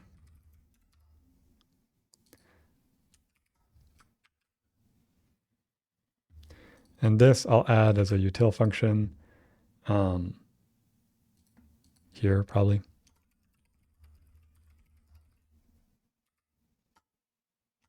So the value string or null or undefined.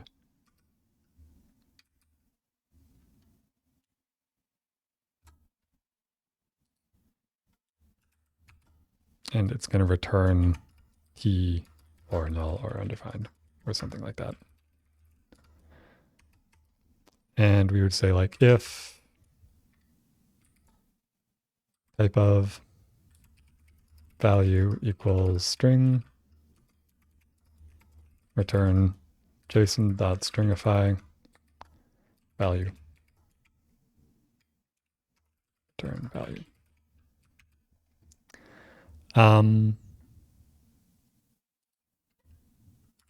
Maybe just do that. So let's see what types we have now over here. Import that. So this is complaining because unknown is not assignable to string, null, or undefined. Okay, so actually it wants it to be unknown.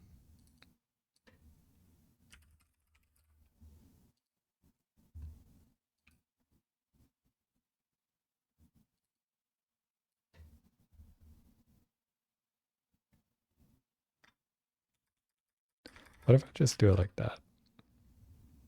Unknown, unknown. It's kind of awkward, but so now the type of host names, if I look at site, is an array of strings. I can also do like a site in DB, which would be instead of z.infer, it's z.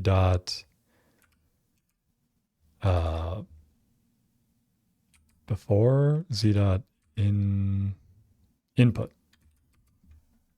So what's that? So here, ID of string host names is unknown. Could be anything. And we don't really need that type, but just kind of to illustrate that we can have different types for the actual output of the schema versus the type of the input of the schema, and we can infer them both if we need to.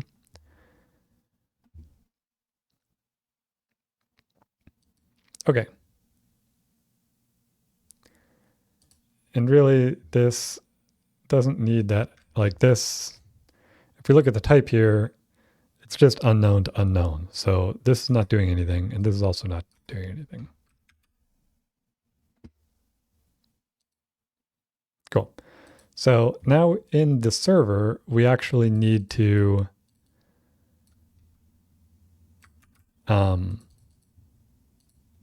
well, let's actually just restart this, see if we actually get our thing working. It seems like it's still not really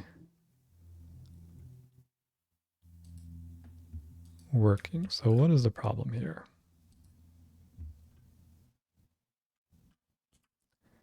Expected array received string.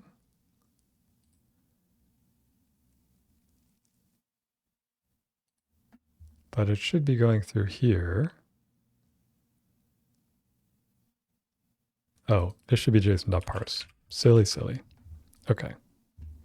So now we actually have our structured JSON response here. It's correctly being deserialized.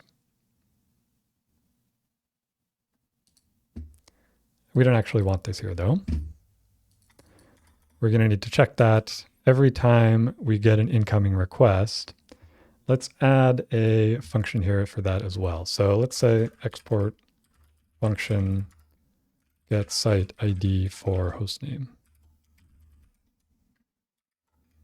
Hostname string site or null. So this is kind of annoying too, because we could not have to look up all the sites every time, right? If this sites table was going to have hundreds or thousands of entries in it, or even more, we would actually want our SQL query to have a from, or I mean a where clause in there where it's like where host name contains whatever. And I don't know if you can do that in SQLite like you can in Postgres. You could say like actually treat host names as a JSON-B object and say if this array has such and such a value, return that. And then it all happens on the database side. But I don't know if SQLite has any JSON operators. It might. So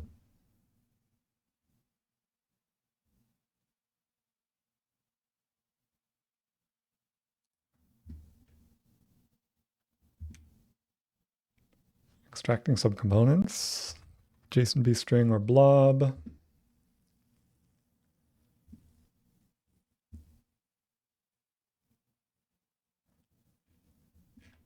Right, I don't really want those.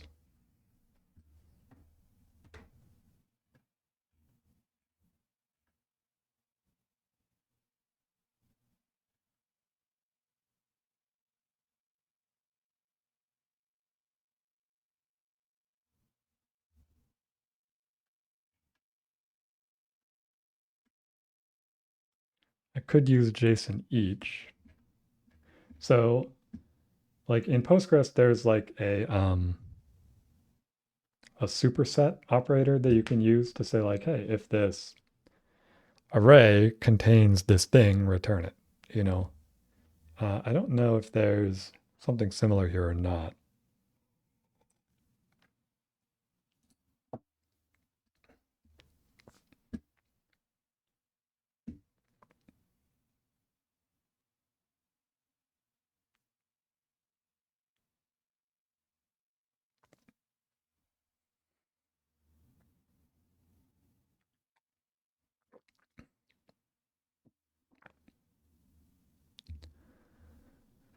Like I could maybe use this JSON-B extract.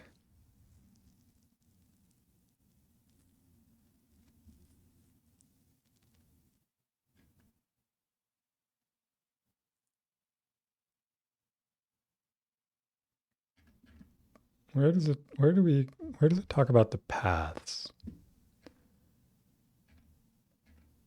Path arguments. Object value or array index.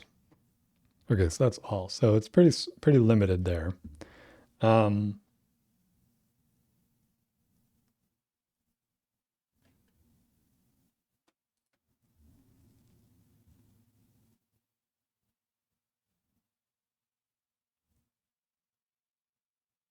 could do this JSON each thing maybe.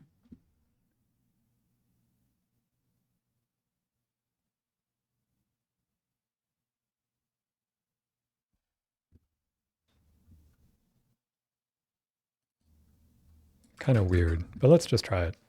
I could easily just do this client side because, you know, this site's table is only going to have a few values in it ever probably. But let's try doing it on the database side the proper way. So this would be like from table name, JSON-B each table name, table, oops.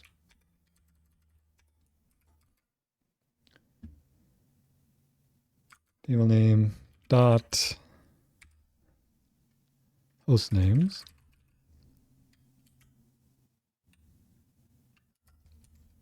where JSONB each dot value equals host name, which would be like colon host name. And then we would pass that in here.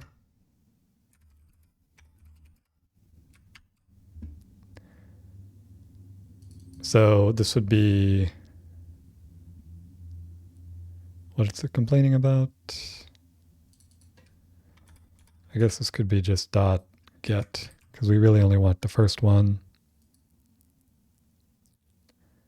And then this whole site schema.parse thing needs to come out of the map and just wrap the whole call like that. So now it's doing the thing, hopefully. And let me just try running this in my database thingy here. From sites, where sites, and this would be localhost 3000.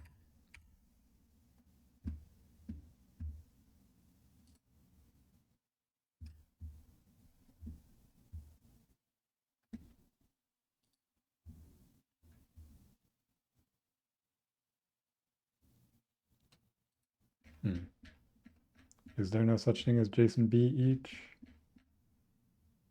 No, it's just JSON each.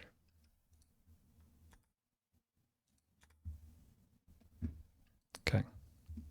Okay, and it returns it. But it's returning it, but with these extra things that I don't care about, which is fine. Those are actually going to get stripped out by the thingy anyway, by the schema. If I change this to something else and run it, we get nothing. Cool.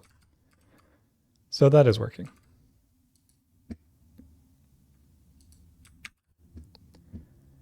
So now over here,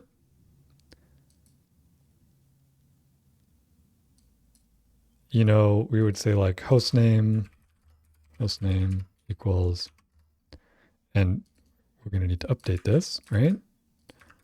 But we're not doing that yet.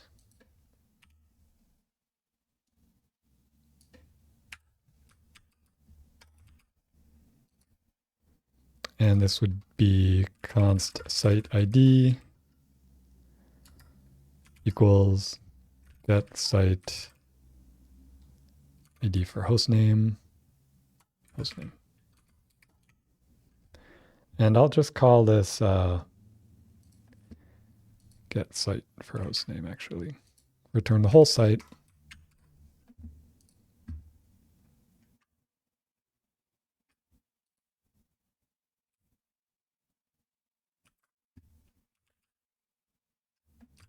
And over here, we could say like hostname string or null. And we could say if not hostname, return null. Just kind of like handle that case explicitly. And then down here, we could say if site ID, do the thing. And actually, I'm going to do, yeah, that's fine. If site ID, do the thing. And then this needs site ID. Site ID. Or site.id.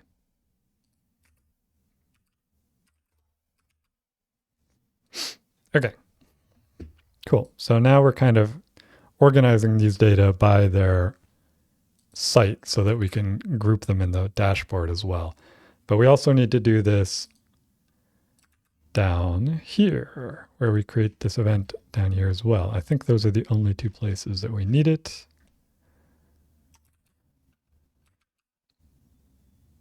So, this host name, we can get rid of that. And we could have another thing where it's like if site, then do the thing. And it would be nice to have some logic in here as well, where it's like, if it's not the site, log something, throw an error even maybe. But I almost just want to silently ignore those as well. I'm not totally sure what I want to do with those. It depends on the volume of kind of spurious requests that we actually end up getting. But for now, this is fine.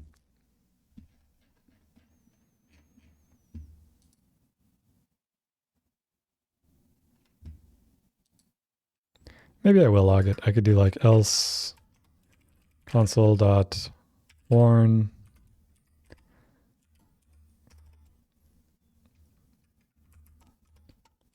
hostname doesn't match any site hostname. And I could do the same thing up here or down here.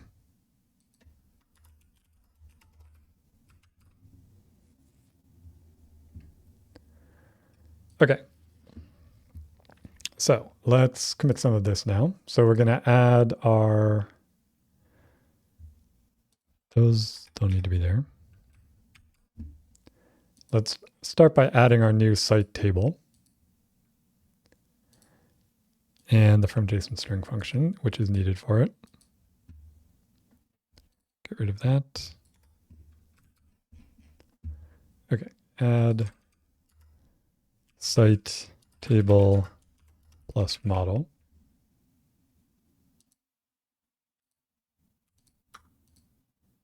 Add site ID as required, or let's just say add site ID to events and set based on host name.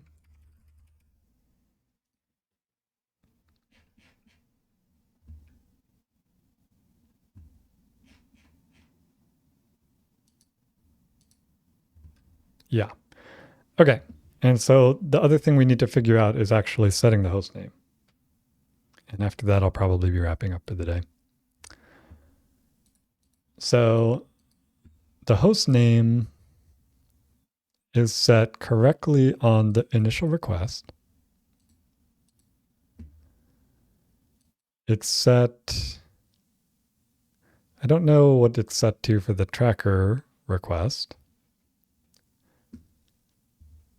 Probably not the right thing.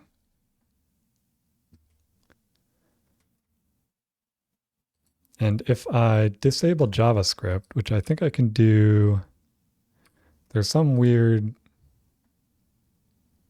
command for that here, right? Like this, and then like JavaScript. Yeah. And then refresh. And now I get no script, which is failing for some reason. Oh, whoops. I forgot to update my, fix this. So this should be JSON each.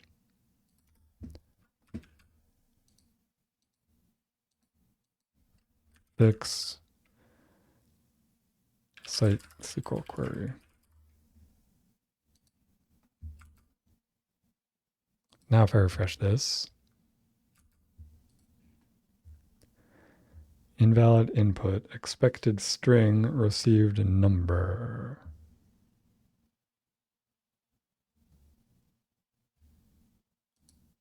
What?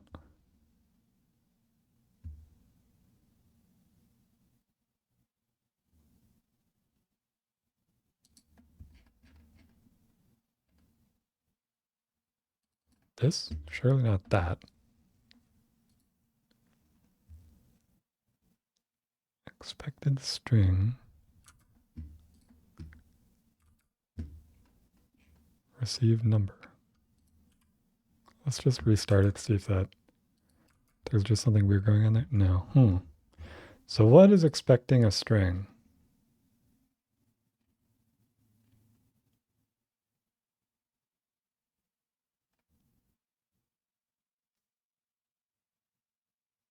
It says ID, but that should be this, right? And this site ID should be a string.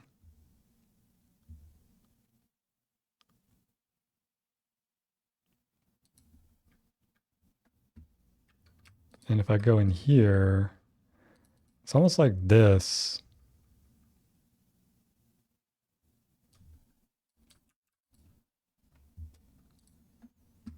if I look at sites here, I mean, it's got ID text, primary key without row ID. What is wrong with it then?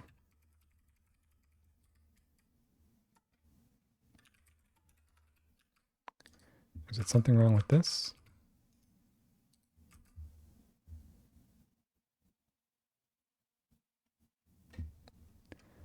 Yeah. Why is that ID 2? Why is that 2?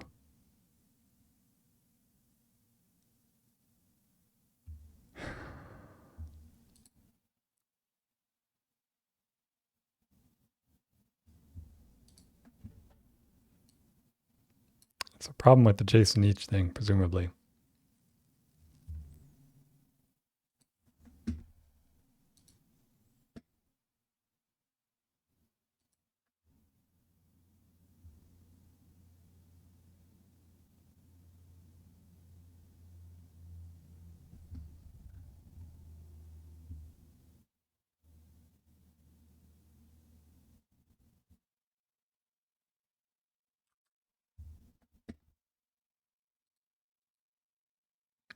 But how do I get the ID of the row then? Why is that not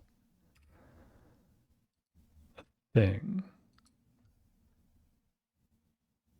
If I did sites.id, that has it.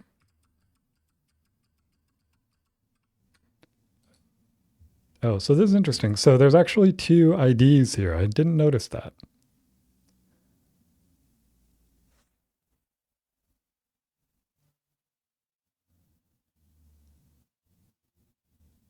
Okay. So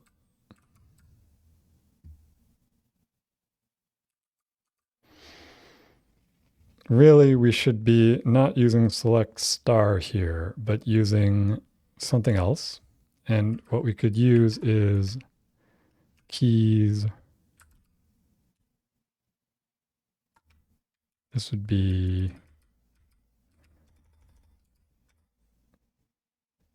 create keys for object, right? Let's see here. Yeah, create keys for object. Create keys for object.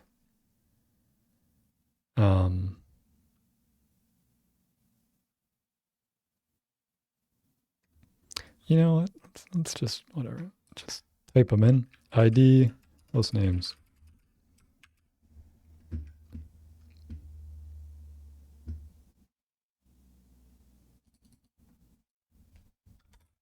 Okay, so that should fix that. Let's refresh this.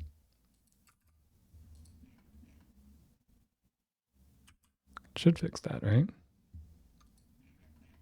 Let's restart this thing.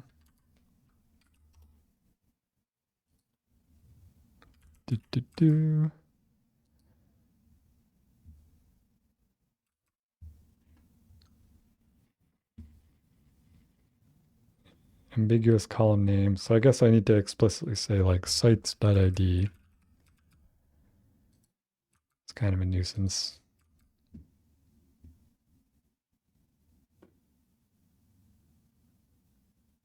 Has no column named site ID.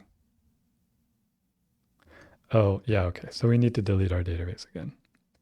Unfortunately, since we added that column to that table, so let's delete this.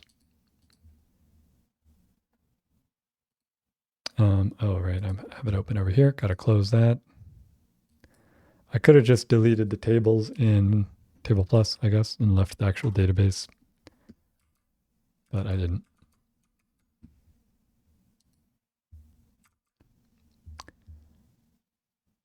Oh, and now, of course, I have that other, I deleted my sites that I had manually created.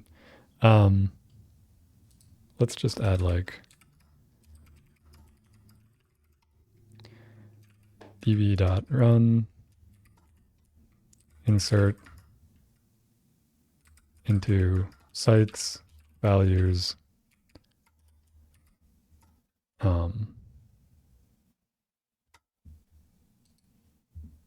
Just going to yoink this UUID here. Let's do it like this. Values, and the other value is localhost 3000, localhost 8000.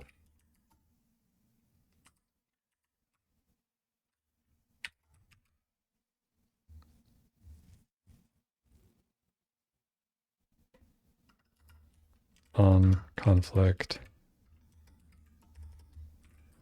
do nothing, right? That's the thing. So now if I go over here, restart this, let's reconnect here. We have our sites. It did the thing. If I restart it again, it's just going to leave it there. Yeah. Okay.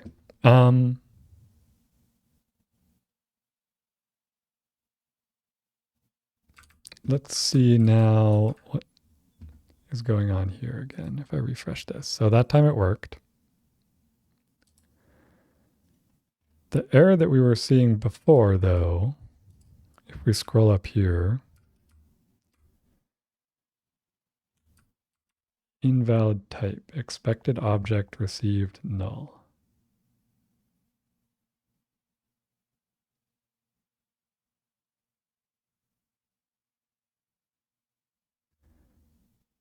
So what that's telling me, this thing, we really should have something like this where it's like const result equals that, and then it's like if not result, return null. Otherwise, return the parsed result. The problem was we were passing the result of the query right through this schema, but if the query result didn't return anything, then the schema was complaining instead of just returning null like the function says that it should. Right? Okay, so, and like now, if I refresh this, I'm getting a 204 and I'm not seeing any logs. If I actually update this to, different values, commit that, and then refresh this and scroll down, we get that log, hostname doesn't match any site. Your metric wasn't recorded. Let's fix this now. 3000, 8000. Okay.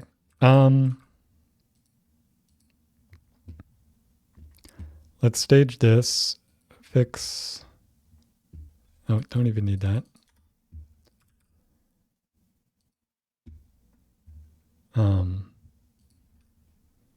Fix get site for hostname. In fact, I might just amend the last commit here because that was also fixing the same function. And then we'll add this automatically add testing site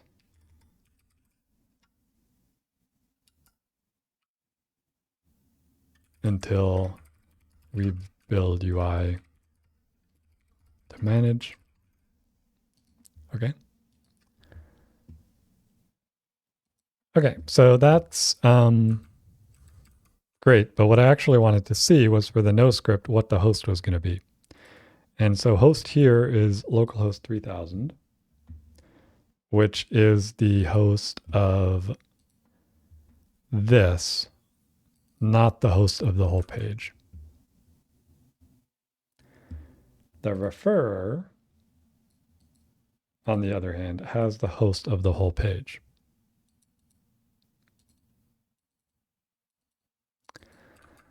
So that we can probably tell with that. So if we go to here,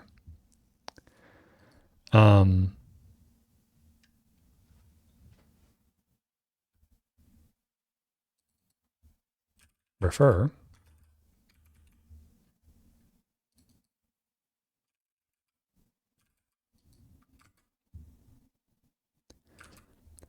And then the host name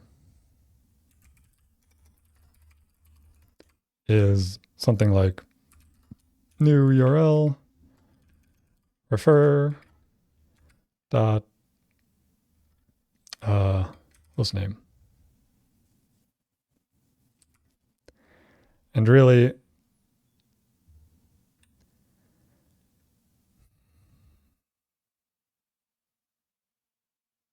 I'm going to include that. So it's technically the host, not the host name.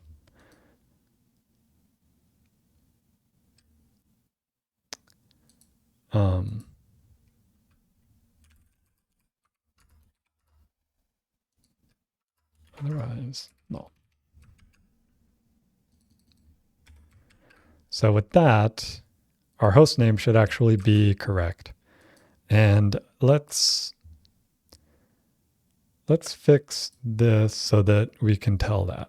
So it shouldn't be localhost 3000. That doesn't match anything. Localhost 3000 is like the host name for our Nanalytics hosted tool, which is totally separate from the site we want to track. Localhost 8000 is a site we want to track. So now, having done that, let me just delete this row and restart the server, and that should get recreated with just the right value. And so now if I do this, we get a 204. It creates the thing. There's no error log. If I look over here at events, sort by start time, the most recent start, this one actually has the proper host name, 8000, right? But if I now re-enable JavaScript and refresh, the host name for that is going to be wrong. Host name doesn't match any site. And then where does that come from?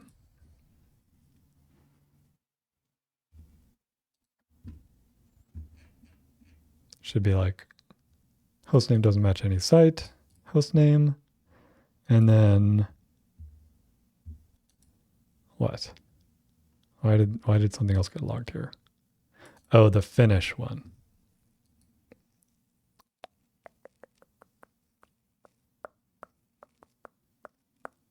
Right.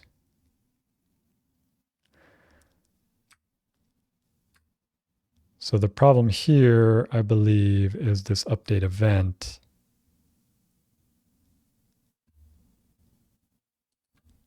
Let's just say or null. And this would be result is this. So the problem is it's not actually matching any data. Result, otherwise null. And that's fine because the update's not going to do anything if it doesn't match any data, which is what we expect to happen basically. But we just don't want it to be throwing an error when that happens. So now if I refresh this, and then switch away, switch back, it calls finish, we get a 200, but it's not actually doing anything. There's no new rows here. So let's fix that now. And the way we need to fix that is with something similar to what we did for the other one. The problem is, let's just double check here. Console.log crust.headers.toJSON.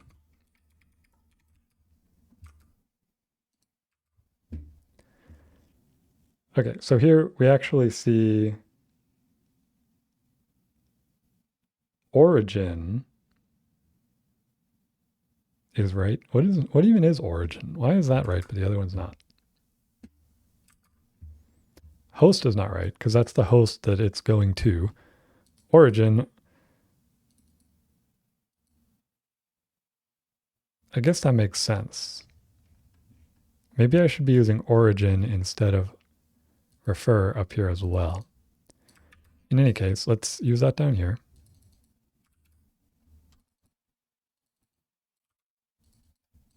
origin. Just call this origin.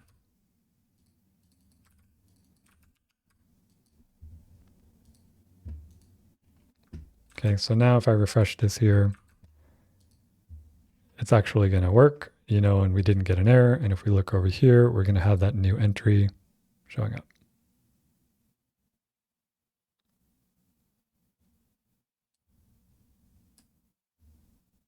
And where is the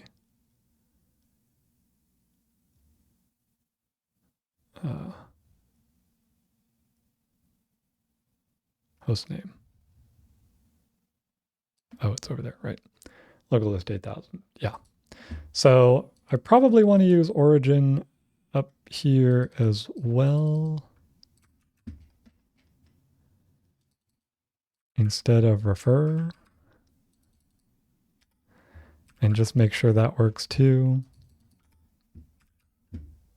And really, like, we have a lot of duplicate logic between these two different routes, but I'm not going to worry about that for the moment.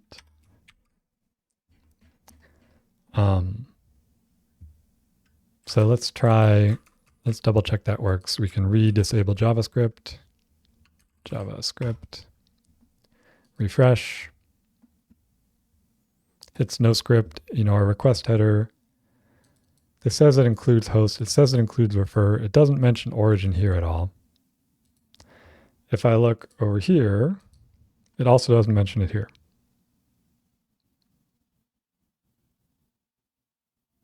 Okay. So that one has to be refer.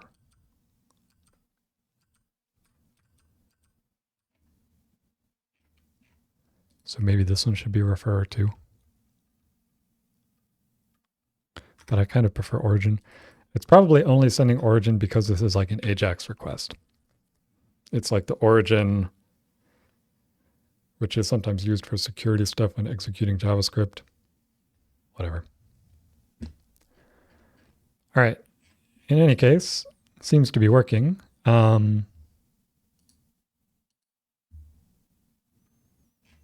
So let's go ahead and commit this. Fix host name.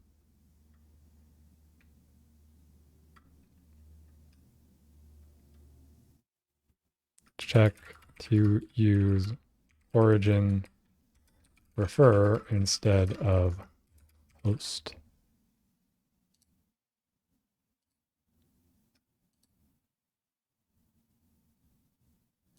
And I think I deleted the console logs, right? Yep. Okay. This can be allow update event to return null.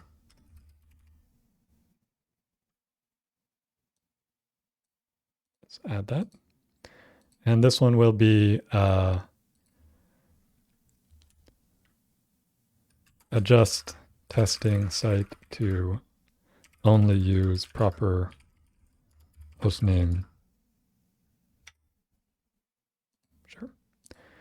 And then our notes, we can actually kind of update these. So we did a UI mockup. And we did track additional user data here.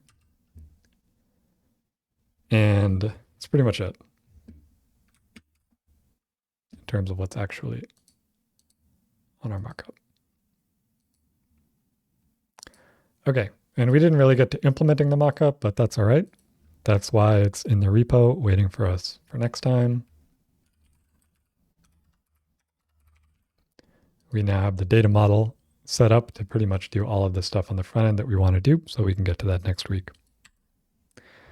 So let's push our updates here.